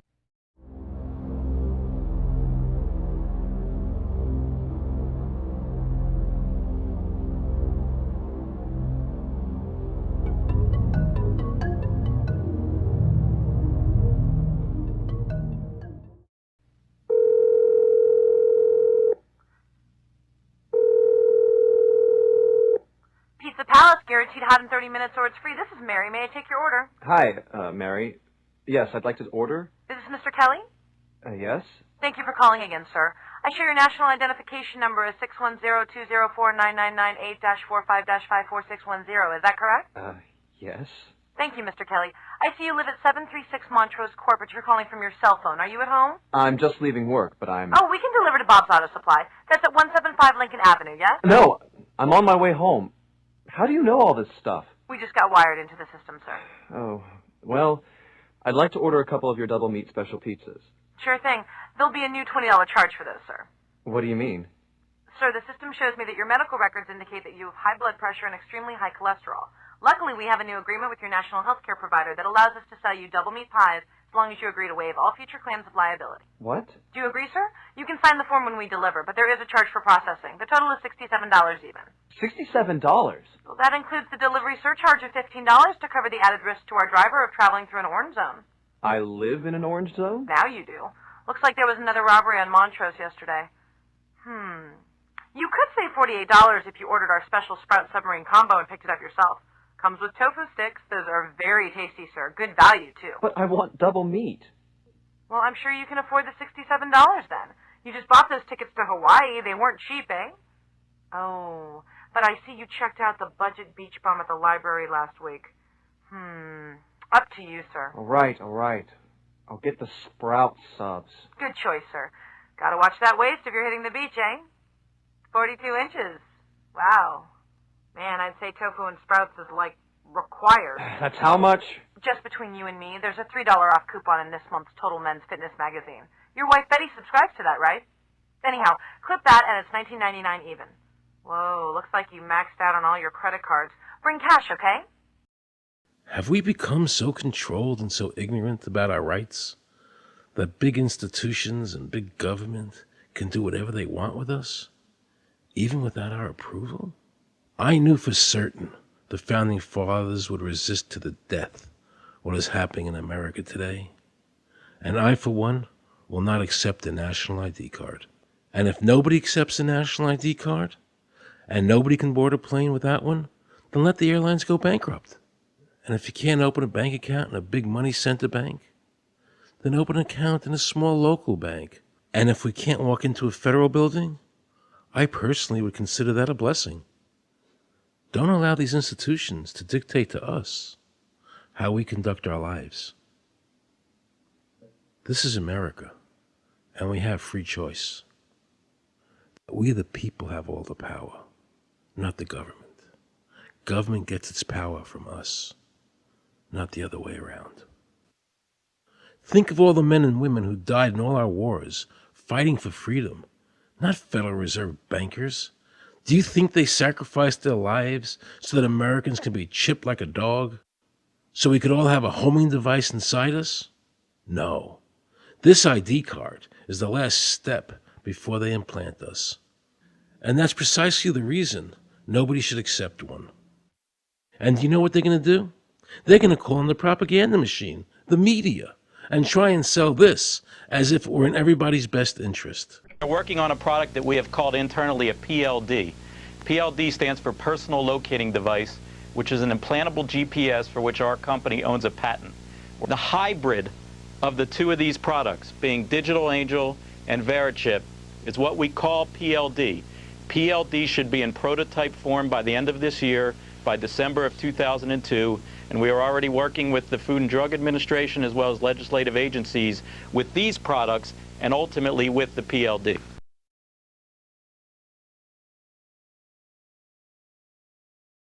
We have a Florida family who are really pioneers in a brave new world. They have volunteered to be the first ever to have microchip identification devices implanted into their body. After 9/11, I was really concerned with the security of my family. I wouldn't mind having something planted permanently in my arm that would identify me. Talk about identification papers. Watch what happens to a woman in Florida whose license was suspended. Get out of the car or I'm going to tase you. The next street off the Seacrest.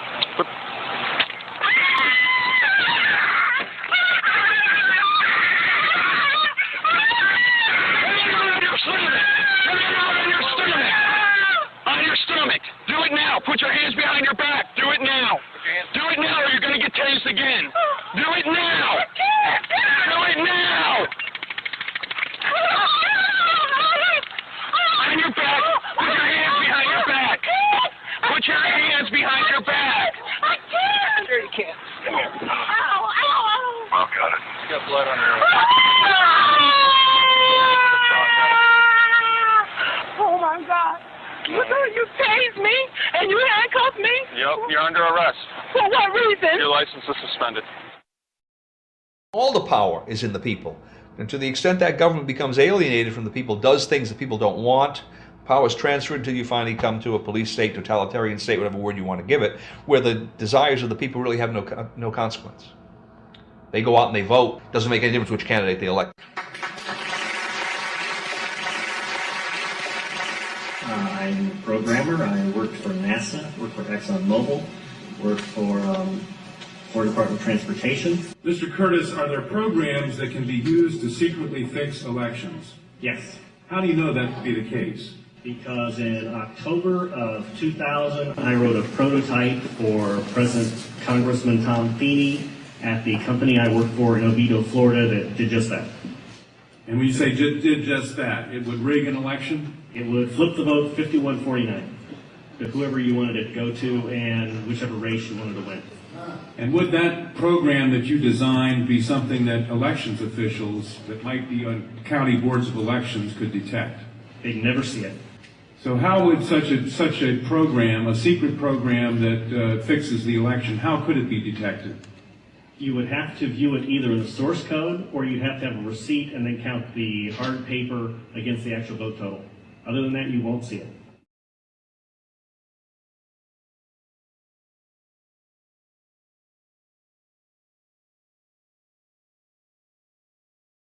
Given the availability of such vote rigging software and the testimony that has been given under oath of substantial statistical anomalies and gross differences between exit polling data and the actual tabulated results, do you have an opinion whether or not the Ohio election, presidential election, was hacked?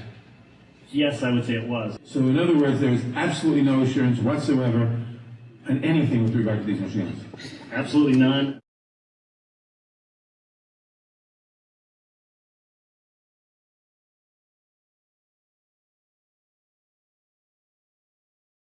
Anybody who trusts electronic voting machines should have their head examined.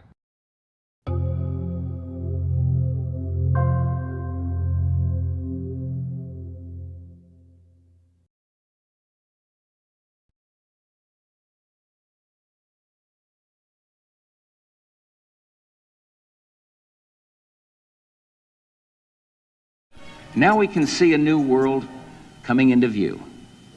A world in which there is the very real prospect of a new world order. The New World Order will be built, an end run on national sovereignty, eroding it piece by piece, will accomplish much more than the old-fashioned frontal assault. Council on Foreign Relations. We shall have world government, whether or not we like it. The only question is whether world government will be achieved by conquest or consent. Paul Warburg, Council on Foreign Relations and architect of the Federal Reserve System. There's a group that get together internationally and they sort of play God with our money. You think that's part of what George Bush said was the one world order? They can't have a new world order only with a world police, military. Right. I think the financial system ultimately is even more important than the guns. The central bankers of the world are working together to create a one world government, a global police state as sinister as anything George Orwell ever wrote about, where every person on the planet Earth will have an RFID chip implanted, where the bankers and the governments can monitor every transaction you make. A chip in everybody would be the universal monetary system par excellence, because there'd be no escape from it, and you'd be totally under the control of those who issue the electronic impulses in that chip. Their strategies are being accomplished through the World Trade Organization, the International Monetary Fund, and the Bank for International Settlements, which is the central bank for all the central banks of the world. Most people don't have a clue that these unelected private bankers actually control the governments of the world. They have financed and profited from every war since World War I without concern for humanity. The war in Iraq is an attempt by the Federal Reserve and their partner, the Bank of England, to control the Middle East and to make it a part of the New World Order. To defend the New World Order, U.S. soldiers will have to kill and die. Arthur Schlesinger, Counselor on Foreign Relations. Military men are just dumb, stupid animals to be used as pawns in foreign policy. Henry Kissinger, Council on Foreign Relations. Now let's listen to this quote by Robert Reich, a member of President Clinton's cabinet and one of his most trusted advisors. The dirty little secret is that both houses of Congress are irrelevant. America's domestic policy is now being run by Alan Greenspan and the Federal Reserve. America's foreign policy is now being run by the International Monetary Fund. When the president decides to go to war, he no longer needs a declaration of war from Congress. Dr. Carol Quigley, professor from Georgetown University, who was also President Clinton's mentor, said in his book, Tragedy and Hope, the powers of financial capitalism had a far-reaching aim, nothing less than to create a world system of financial control in private hands, able to dominate the political system of each country and the economy of the world as a whole. And then President Clinton's Deputy Secretary of State, Strobe Talbot, said, "In the next century, nations as we know it will be obsolete. All states will recognize a single global authority." All these supposed free trade agreements, NAFTA, GATT, CAFTA, are truly nothing more than the governments of the world and the central banks working together to create a one-world government. They are not free trade. These treaties are government-managed trade, and they are destroying the American worker. Through these treaties, the bankers are actually beginning to control the laws of the world. The fact is that this relationship between the bankers, the government, and the huge multinational corporations is the very reason why the government no longer enforces its immigration laws. The bankers want a one-world government without borders, and the American government is obeying them. If the government was so worried about terrorism, why are they leaving the borders open? But at the same time, telling American citizens they need an ID card with an RFID chip.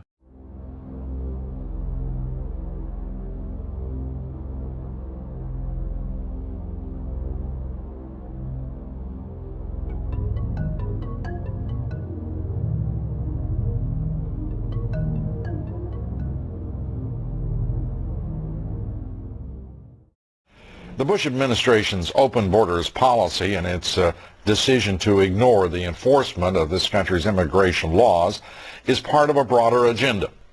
President Bush signed a formal agreement that will end the United States as we know it, and he took the step without approval from either the U.S. Congress or the people of the United States. Bill Tucker reports. The Security and Prosperity Partnership of North America sounds benign, hardly like a policy that critics call NAFTA on steroids. It's a deal that few have even heard of. It's being done again by very few people at the very top on behalf of the investment class, but the working class of people, political officials across our country from communities, from cities and so forth, they don't know anything about this. Yet it was agreed to by Mexico's President Fox, Canada's Prime Minister Martin, and President Bush in 2005. Administration officials counter their critics by saying everything about SPP is on the White House website. And they say the partnership is not a treaty, but more of an outline of priorities between the United States, Mexico, and Canada. Still, some wonder why there haven't been public discussions about the goals being pursued. You know, I was asked the other day about whether or not I really thought the American people had the stomach to stand up and stop this nonsense, this direction from a group of elites in absolute contravention of our law, of our Constitution, every national value. And I hope, I pray that I'm right when I said yes. But this is beyond belief. Look what happened in Europe. The people that voted down the European Constitution wanting each country to stay sovereign. Yet the private central bankers are pushing the governments forward to make this Constitution happen, even though the people voted against it and clearly do not want a world government nor one European government.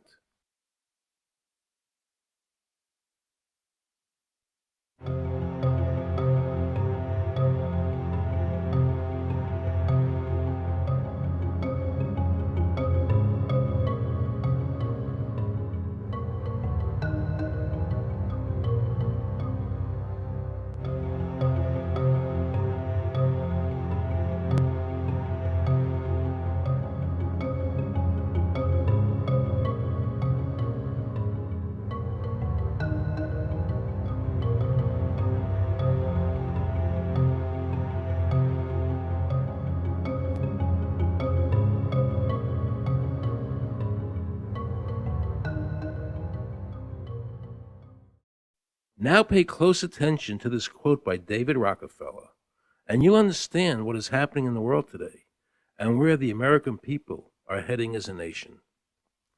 We are grateful to the Washington Post, the New York Times, Time Magazine, and other great publications whose directors have attended our meetings and respected their promises of discretion for almost 40 years.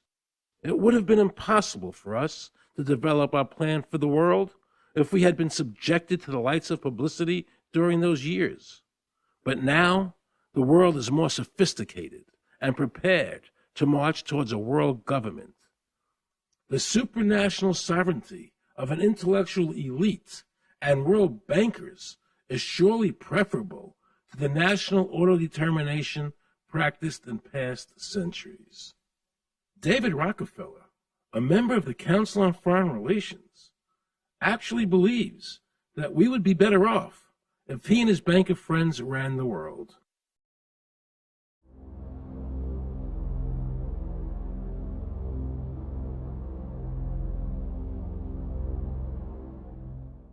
Benito Mussolini had a great quote about fascism. He said that fascism should be called corporatism more properly because it's the perfect merger of power between the corporation and the state. That's how he defined fascism. And that's what we're seeing here. The media controls the information that a person gets. In various ways, they can make sure that the average American watching the tube or reading the newspaper is going to come out with a certain mindset. He's going to say, this is good, that's bad, and that's all they have to do. You look at the ownership of corporate media in this country. Who owns CBS? Viacom?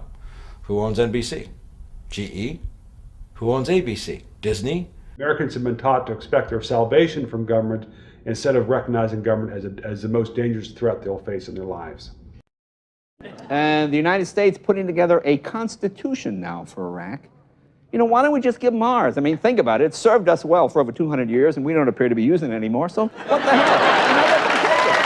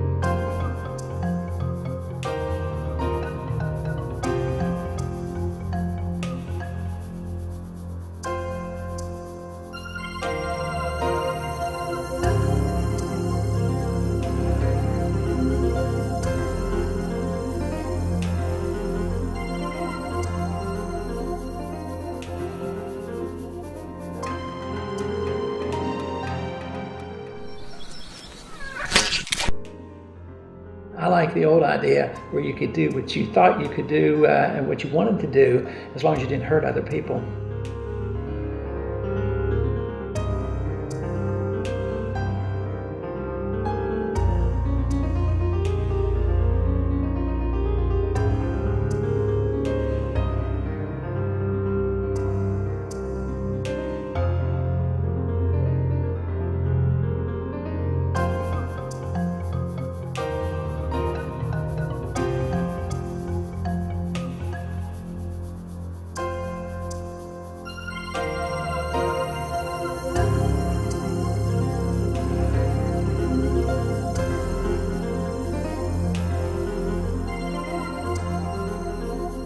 I think that the ultimate choice that's being presented to mankind is that it's time to either evolve or perish.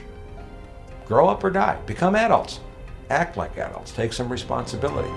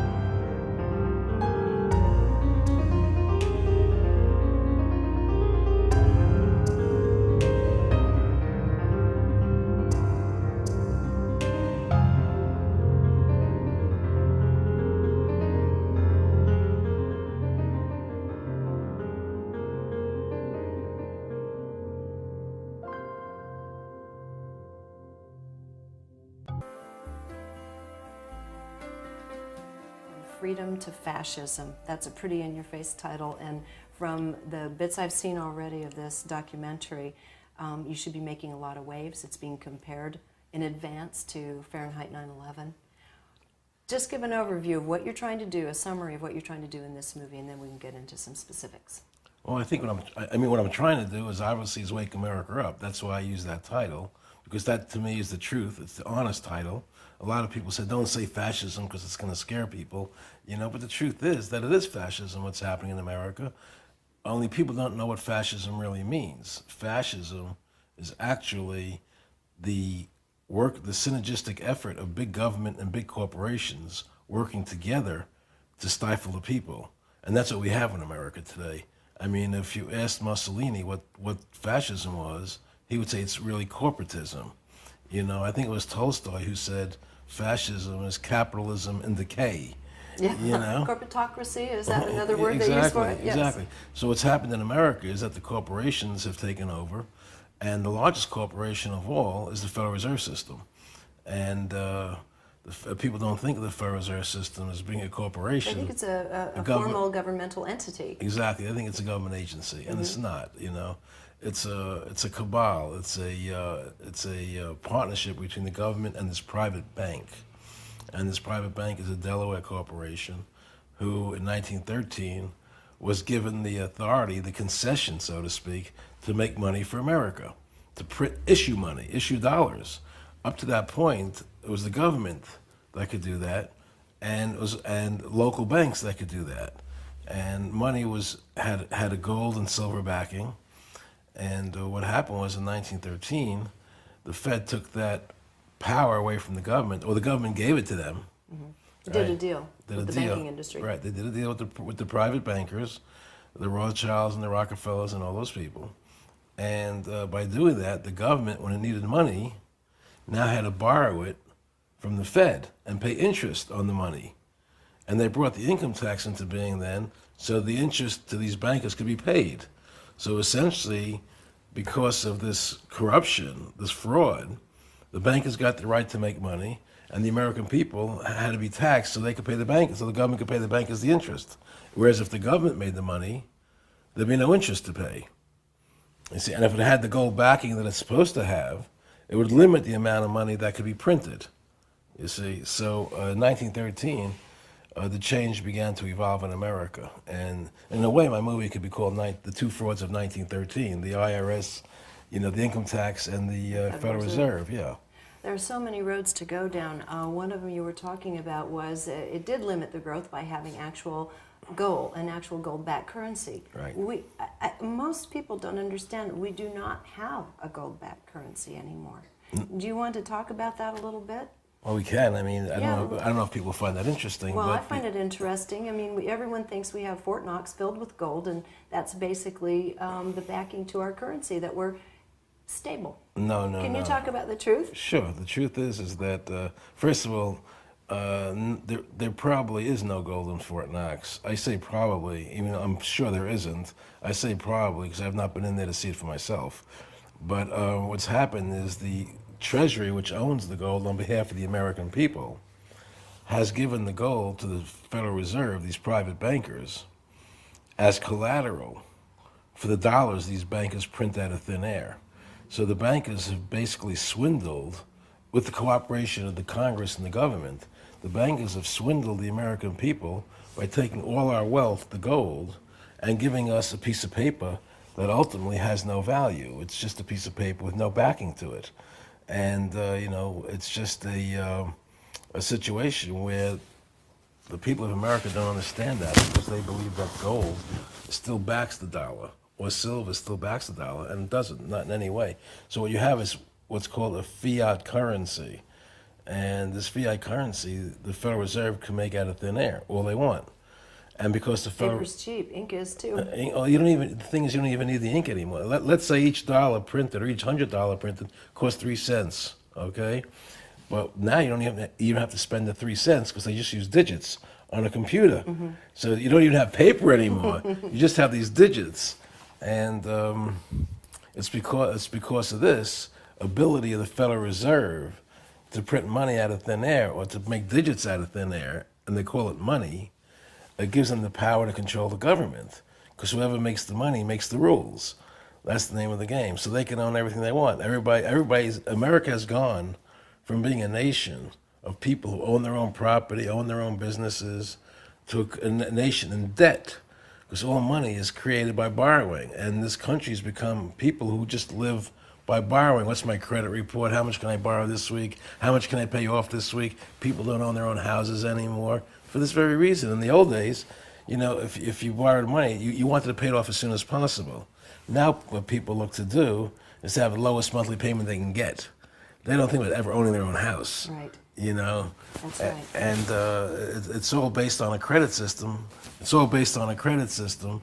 Excuse me, Mike. It's all based on a credit system because the Federal Reserve System is one that encourages debt. That's why you get credit cards in the mail all the time, borrow money, you know, go to college, borrow money. They bring you into the system at a very early age. And once you get into debt, you never get out, basically, because between taxes, the income tax, the interest on your debt, and inflation, you can't get out from under. It's very difficult for anybody, unless you're very, very wealthy, to ever survive in this country and own anything, because they're always in debt. Think of the 3 I's. Interest payments are very high, income taxes, and inflation. Inflation is the silent tax that people don't recognize, the loss of their purchasing power. If you look at the dollar bill, from the time the Federal Reserve came into being till today, the dollar is now worth about 4 cents from a dollar. Right. I mean, houses today... Even in my lifetime. Yeah, I mean, houses today cost $1 million. It's like nothing. That's right. In the old days, my father bought his house in 1954. $4,000? No, it was $27,000. Okay, in Long Island, in a very wealthy neighborhood. Oh, you were wealthy. Well, I wasn't. We were middle class. We were middle class, but he had a home for $27,000 in a nice suburb of New York. You know, it was $27,000 in 1954, 55. And the house just resold again, not from him, but I was out there visiting it, and the guy who bought the house just paid over $1.1 million for it. Right. Same house, no Right. different. So the value of the dollar value of that house has gone up, what, 50 times in 50 years? Right. That's because they print so much money. Inflation, the higher prices of things come because they print so much money. And we all buy into it. Well, you have to buy into it. You have no choice anymore. That's why I made this movie. You really don't have a choice as long as you have a Federal Reserve System. That's true. In a lot of ways, we don't have a choice. In other ways, we have our own decisions to make as consumers, and we choose to go beyond our means also. Yes. In addition to that, we're exacerbating the problem, but this is all by design. But you're taught that, and it is by design. Right. You're taught that because it is by design. And let's talk about the by design part of it. This isn't an accident that we found ourselves in this condition. It's slavery. It's serfdom. I mean, just take a look. You know, the Democrats and Republicans in Congress, right, have just have allowed this Federal Reserve System to come into being, and now they're letting the banks charge these usurious rates of interest over 20, sometimes 30% on the money you borrow, Right. and yet they change the bankruptcy laws so that's much more difficult Exactly. to get out of debt. So they're making you debtors for life. Everything is always on behalf of the banks. It's always on behalf of the Federal Reserve. You have these high rates of interest, and at the same time, right, you can't declare bankruptcy anymore. They're making it very difficult. You're in the little mill. You're in it for on the life. spin. You're the hamster on the wheel. Yeah, for life. Yeah. Let's talk about why and the entities that have really helped set this up long term to have people in the little hamster mill of life. Well, it's set up. I mean, it came about because the bankers. This has been a fight throughout history. I mean, Andrew Jackson fought the fight. Thomas Jefferson fought the fight. You know, the bankers have always wanted to control the country because they're very clever and very smart people. And they knew that if they could ever get the government to give them the right to issue the money, they would control the government. They would control the laws of the nation. That's why even today, you look at the immigration laws. You look what's happening with immigration in America. Why is it happening? On one hand, people say we've had this 9/11 attack, and we have to get ID cards for people, RFID chips. Everybody has to be identified. They have to go to the airport. They have to be searched. Right. Right. Everything is. We got security's foremost in everybody's mind. Right. But on the other hand, I know if I were the president and 9/11 came, the first thing I would do was shut off the borders. So nobody can come in there. So on one hand, they're telling Americans they have to be controlled with ID cards and RFID chips and wanting to chip people. And on the other hand, they're letting everybody come into the border. Terrorists, whoever wants to come in, can just walk over the border and come into the country. So you know it's a lie. It's not about terrorism. It's about the banks controlling the country and the world, working together.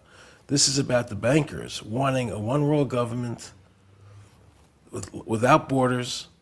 That's why everybody's able to come through the borders. It's not about security at all. And so the situation we're facing today is we have a government that's controlled by the Federal Reserve System, and the Federal Reserve System has this appearance of credibility, and Alan Greenspan's the greatest guy in the world, and now Bernanke, you know, and all these guys, oh, the Federal Reserve, you got to have the Federal Reserve. But in reality, the Federal Reserve is part of the Communist Manifesto. They talk about America having being a capitalistic society, you know, but yet you have a central bank that makes all the decisions. That's not capitalism. No, it's a fraud. It's a lie. They deceive the people, and they put out all this spin, all this press. You know, the Federal Reserve is the greatest thing in the world, and they're going to protect us, and they're going to make sure there's no more depressions in this country. What they've done is destroy the currency of this country, and they've taken all our gold while destroying the currency. And at some point, they're going to probably pull the plug and create the Great Depression. You know. And we're talking about the silent hand behind the powers that we see on the news. Yes, totally. There's no question that the bankers control, whether it's George Bush or Hillary Clinton or whoever it is. It doesn't matter, Democrat or Republican. It's irrelevant. You know, that's why, like Michael Moore's movie, even though I enjoyed his movie and I respected what he did as a filmmaker, I thought he did a very good job with that movie, even though I didn't agree with everything he said. Mm-hmm. You know, I thought just as a filmmaker, pure filmmaker, he did a good job. He got his points across. But on the other hand, what he did do was play into what the powers that be want him to play into. How so? He played into it because it was Democrat versus Republican. Keeping it more local than it really is, smaller. No. Keeping it polarized. Polarized, right. Not smaller, not bigger, keeping it polarized. Red state versus blue state.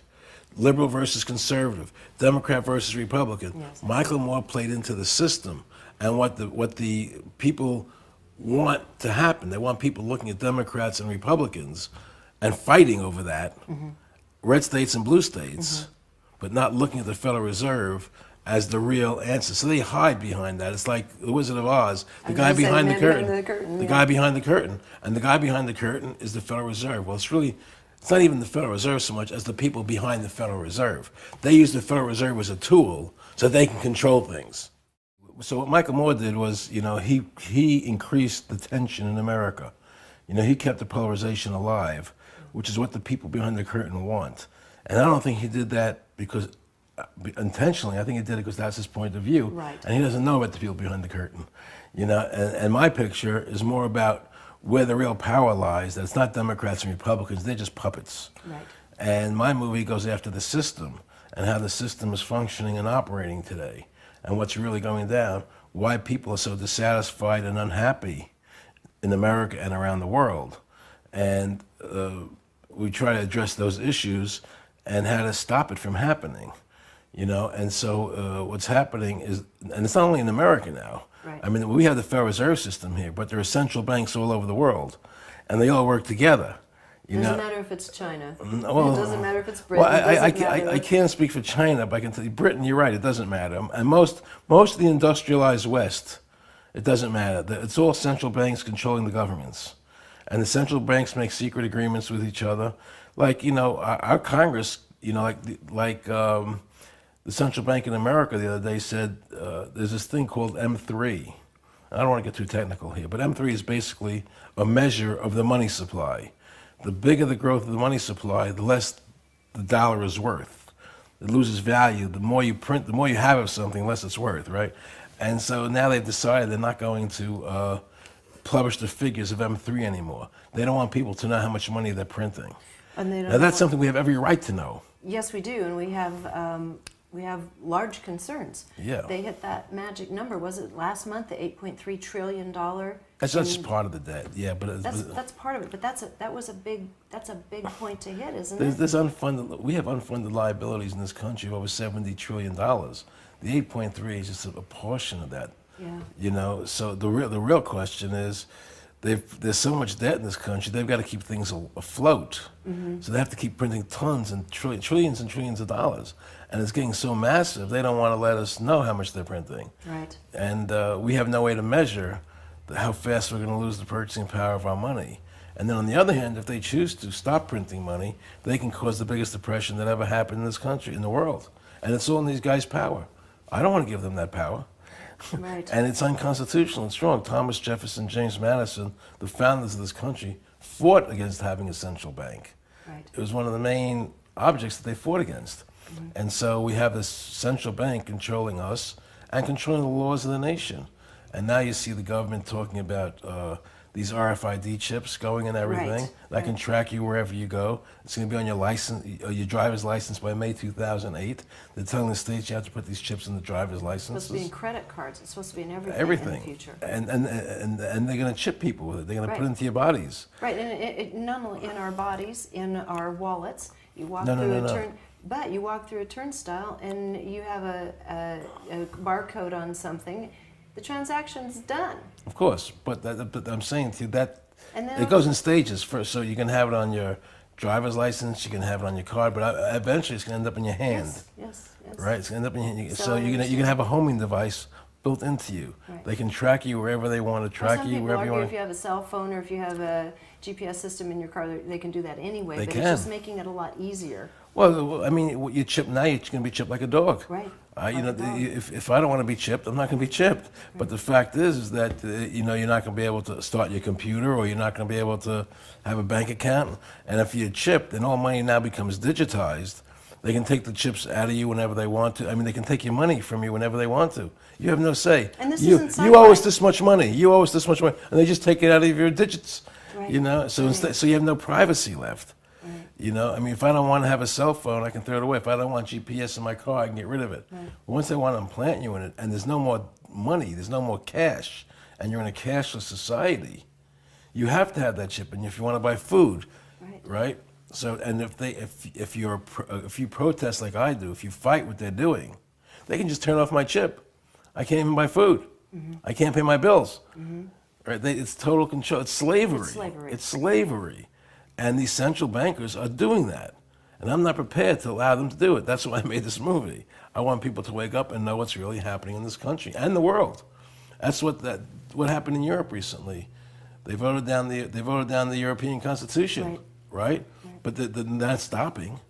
They're going forward anyway. Because first they want to put the world into blocks: the Europeans, the Asians, the Americas, into three, and then they want to bring it all together. I mean, it's a one world government where even voting has no more. It doesn't mean anything. I mean, think about your government. You want to live in a government where you have a say. That's why they say local government is the best government, because you have a voice. And now in America today, in the federal government, you know you have no voice. You have nothing to say. Imagine a world government. What are you going to be able to say? Nothing. Nobody's going to listen to you. You're just a tool for these people. You're a tool. You're a hamster. And they're going to suck you dry and spit you out. They don't care about you. And you're a revenue source, and I wouldn't mind getting into that because you come out with both guns firing about the IRS and the legality of the IRS. Yeah. This is huge. I've been reading about it for years, but I kept thinking, okay, I see what they're saying. However, they can still throw you in jail. Yes. Can you talk about the whole fraud of the IRS? Yeah, I will in a second, but you said something about being a revenue source, which reminded me of something, okay? I was friendly with one of the Rockefellers, okay? And he said to me one day, which just blew my mind. He said, Aaron, remember that whole thing with Women's Lib when it was the biggest thing I saw in all the magazines and television? Women's Lib, women have a right to work just like they had a right to vote, and you make sure that you have a right to work, and they fight for Women's Lib, the women's right to work. He says, we were promoting that whole thing, you know, the Council on Foreign Relations, the Federal Reserve, because we want to get the women in the workforce. We want to be able to tax them. That's why you saw it in all the newspapers all the time. And the added plus was, then they had to put their kids in childcare, into schools earlier so we can control their minds at a young age. That's what that was all about. You called it Women's Lib, you know, but it was about giving us control. And nobody realized that. And now we got it. Now women are as exhausted as men in Exactly. the treadmill. It's we're dealing with very diabolical people, very devious, diabolical people who are incredibly intelligent, who control the money supply, they control the army, they control the government.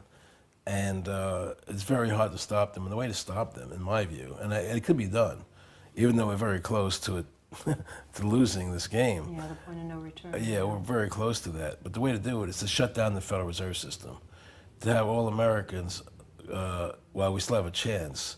You see, Congress has the legal authority to shut down the Federal Reserve, right? But if they don't have the courage to do it, well, because how do we? Well, because if we massively protest it and tell every politician, you know, that you have to listen to the will of the people, not to the will of the Federal Reserve bankers, and we're going to vote you out of office unless you sign an affidavit saying you're going to shut down the Federal Reserve System. And that will be the litmus test on who to vote for, not whether they're Democrats, not whether they're Republicans, but will you sign an affidavit saying, I will be part of shutting down the Federal Reserve System. I will vote to shut it down. And drop all the other issues, whether it's gun control or environment or whatever, because nothing's going to matter if you don't get rid of the Federal Reserve. Right. So if we can get everybody to just focus on the Federal Reserve System like a laser beam and drop all the other stuff temporarily and just shut them down, you'll have a chance of saving the country. You know, that's what it's going to take. And we can still do it because Congress has the authority to do it. And Congress needs you and me to vote for them to get back into office. But for this to happen, we have to, it's up to also you and me and many others to begin educating the public as to what we're really up against. Which is why I made the movie. Exactly, which is, I just totally applaud you on that. Thanks. Let's go, can we go into the IRS now? Sure, Let's talk about it, that's sure. huge. Well, the IRS is huge, but don't forget the IRS is just part of the Federal Reserve System problem. And in actuality, There is no law. I've researched this very thoroughly because I kept hearing for years there's no law that you have to pay, and I sort of poo-pooed it. Yeah, I did too. And they make you think anybody that says that's a wacko and a kook, you know. But there is no law. Let me just tell you straight out. There is no law that requires you to file a 1040. I researched this, and I'll tell you why there's no law. First of all, the Constitution says, okay, that there's two kinds of taxation: direct taxes and indirect taxes. A direct tax must be apportioned and done by census, which means that a direct tax, which is what a tax on your labor would be a direct tax, you can't get away from it, right? A direct tax on your labor would have to be apportioned, meaning divided amongst all the people equally, right? Mm-hmm.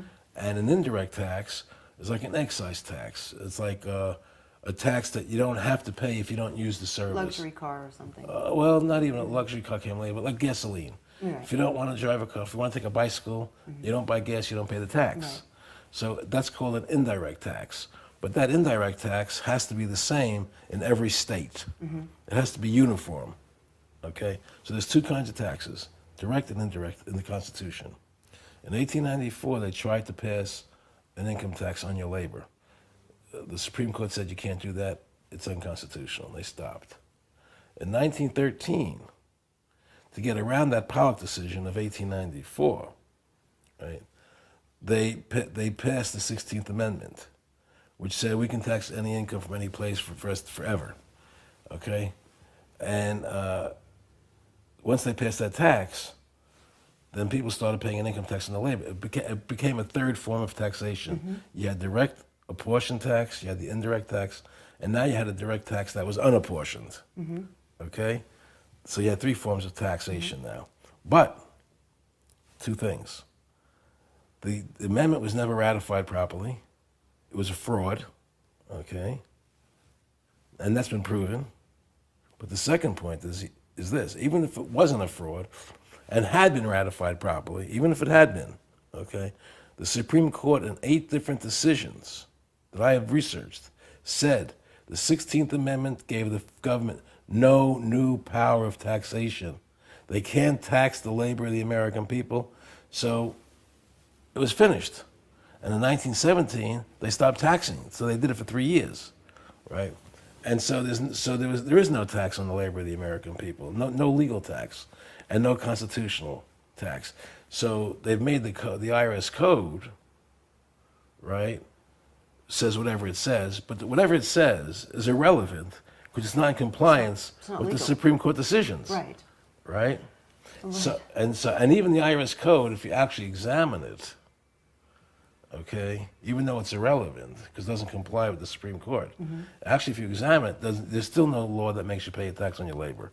Okay? Right, yet every one of us, I guess there are, 69, 70 million Americans who don't, but most of the rest of us are on the treadmill and we're paying dutifully our taxes on time each year. Well, they make you feel if you don't pay it, you're not a good citizen. That's part of their propaganda. Well, and that's what allows them to keep spending money. But in fact, it's not just you saying this. What I found very compelling in your film is that you're talking with former IRS agents and investigators who were put to the task of finding out on behalf of inquiries as to whether or not this was a legal practice, right. Only to find out that it wasn't legal. And in fact, some of these people who were formerly with the IRS have not paid their taxes since they found out about this. Right. There are many IRS agents, former agents, who have left the IRS because they did the research, and they were in there before I was. Right. You know, and they deserve to be honored for the work they've done because it's a giant, in my opinion, it's a giant scam. And it takes a lot of courage to do that, though, because what are we still up against? Well, the thing is that we're up against the police state because what they'll do is, even though there's no law, they threaten people with harm. Right. You see, but I interviewed the IRS commissioner, the ex-IRS commissioner, who wrote the tax code. He was general counsel to the IRS. He was the commissioner to the IRS, and he wrote the tax code. Okay, his name is Sheldon Cohen, and I interviewed him for the movie. And in the movie, he says, Supreme Court decisions are inapplicable to the IRS. Mm-hmm. Interesting. And what does he give as a justification for that? He has no justification because I put him into a corner. He couldn't answer the questions. So he was forced, at the end to say it doesn't, Supreme Court decisions don't matter, which we all know is a lie. Right. So the IRS is not beyond the Supreme Court, right? So there is no law that allows the government to have a direct, unapportioned tax on your labor. Okay? Now, an income tax is defined by the Supreme Court as a corporate gain. Mm-hmm. You see, there is an income tax, but it's not a tax on your labor. An income tax is actually a tax on gains by corporations. Mm-hmm. That's the definition of an income tax in the Eisner versus McCumber case, if anybody wants to go look it up, right? And so, there's an income tax, but it's not a tax on you. It's a tax on corporations. Right.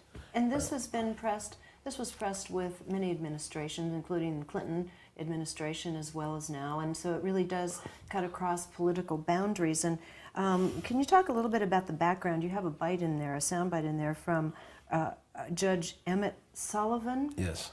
Can you tell about how that came about? It was really just a shocking statement.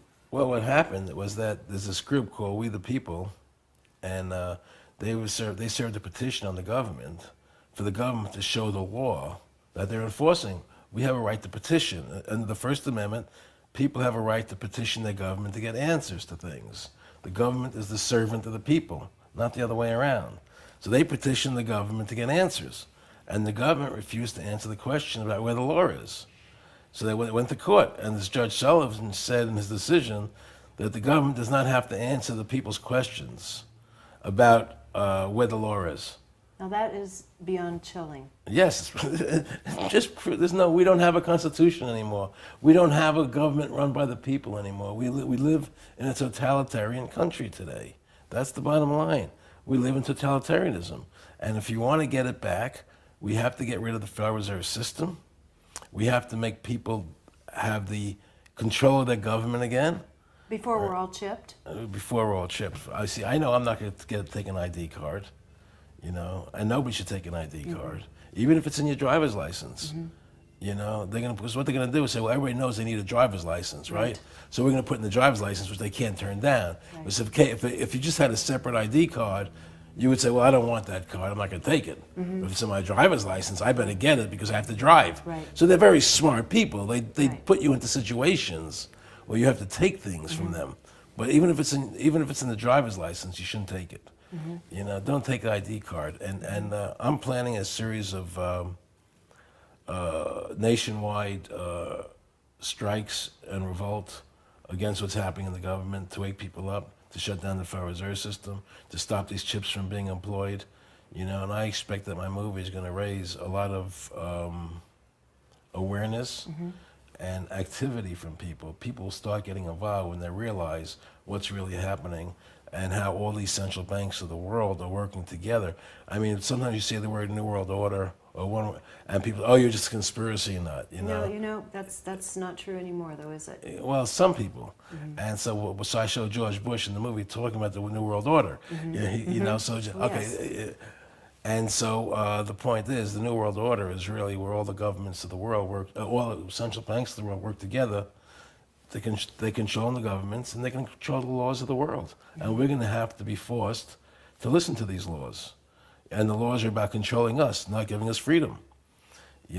And so unless we get back to our idea of individual rights, individual freedoms, and allowed to express yourself in the way you want, we're going to lose this game. And unless people get active and say, I'm going to shut down the Federal Reserve System, I'm going to shut down the powers that be, we're doomed otherwise. Is there any means beyond that? Say, for example, we're not successful in shutting down the Federal Reserve. What about strength in numbers with the individuals? What if half the country is refusing to pay their income tax, for example? Well, half the country already does not pay it, but seriously, it's half. 67 million people. Jeez, what have I been doing? I'm told 67 million people by the IRS themselves aren't filing, but I don't think it's all because they were protesting. I think there's a lot of that just by default. They couldn't pay the taxes. By default, right. Or they're trying to skip it, or whatever, But I mean, even if we can't get the Congress to shut down the Federal Reserve System, then you shut down the country with massive strikes, get everybody to stop. I mean, you just get it. Because people are going to begin to realize, because we're coming near the end game, and things are starting to accelerate, And people looking at George Bush is going to declare martial law, they think. Yeah, there's a lot of fear about that. Wouldn't surprise me. Right. In fact, there's already some talk. It's not even talk that Homeland Security is going to be involved if we have a national emergency in auditing what you can and can't remove from your own safe deposit boxes at some of the country's largest banks. Oh yeah, there's no question that there's stuff going around where if they want to repossess the gold and that people have privately, your own private personal gold, right? That you won't be able to go into a bank vault without somebody from Homeland Security there with you to see what you're taking out. I mean, it's a complete takeover. There are executive orders out there that say the government has the ability to put you on a work detail. In other words, let's say you're a teacher in Oregon, they can put you digging ditches in Ohio. That's an executive order. They can relocate whole populations if they want to.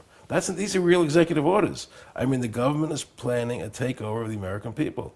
I understand, and I know some of this to be true, but I understand there are 800 internment camps. I was just going to ask you this question next, and I didn't know it was up to 800, but it's my understanding that not only do they exist, I actually went to a conference listening to an engineer, very dry presentation on how they build them, how they tunnel that far every day, and the kind of the technical end of building these camps underground, which are spotted all over the United States. Yes. Now, most people don't know these exist. No, and what the heck are they building them for if not for use? Well, they claim they're building them for if there's too much immigration into the country, if it gets crazy. Round everybody up? At this point, it's hard to know. It's hard to know what's in their minds. All I know is the fact is that they're building them. That's for real. Right.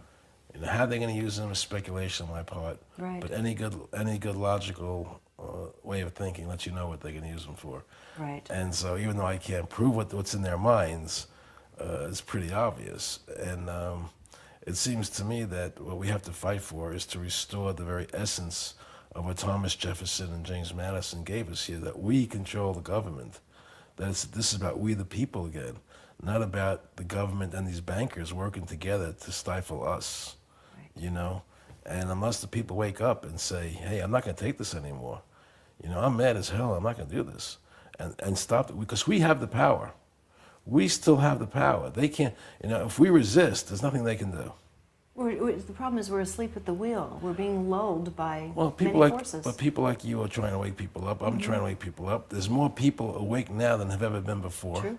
I see that happening, and I think a picture like mine can help wake people up to what the truth is, and possibly the word will spread. And if we can all get focused on how to win the game instead of all these different objectives, all these different. Keeping us polarized. Yeah. In essence, well, no, I don't even mean that. I mean, there are people who are fighting, to get a better environment. There are people who are fighting for lack of gun control. Right. There are all these different issues that are going on around the country, which are all important on their own.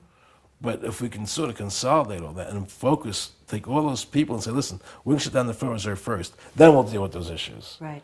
Let's go to the agenda, the objective first. Then we'll go back to the other stuff. Right. Because that's the priority right now. You got to cut off the head of the beast. Right.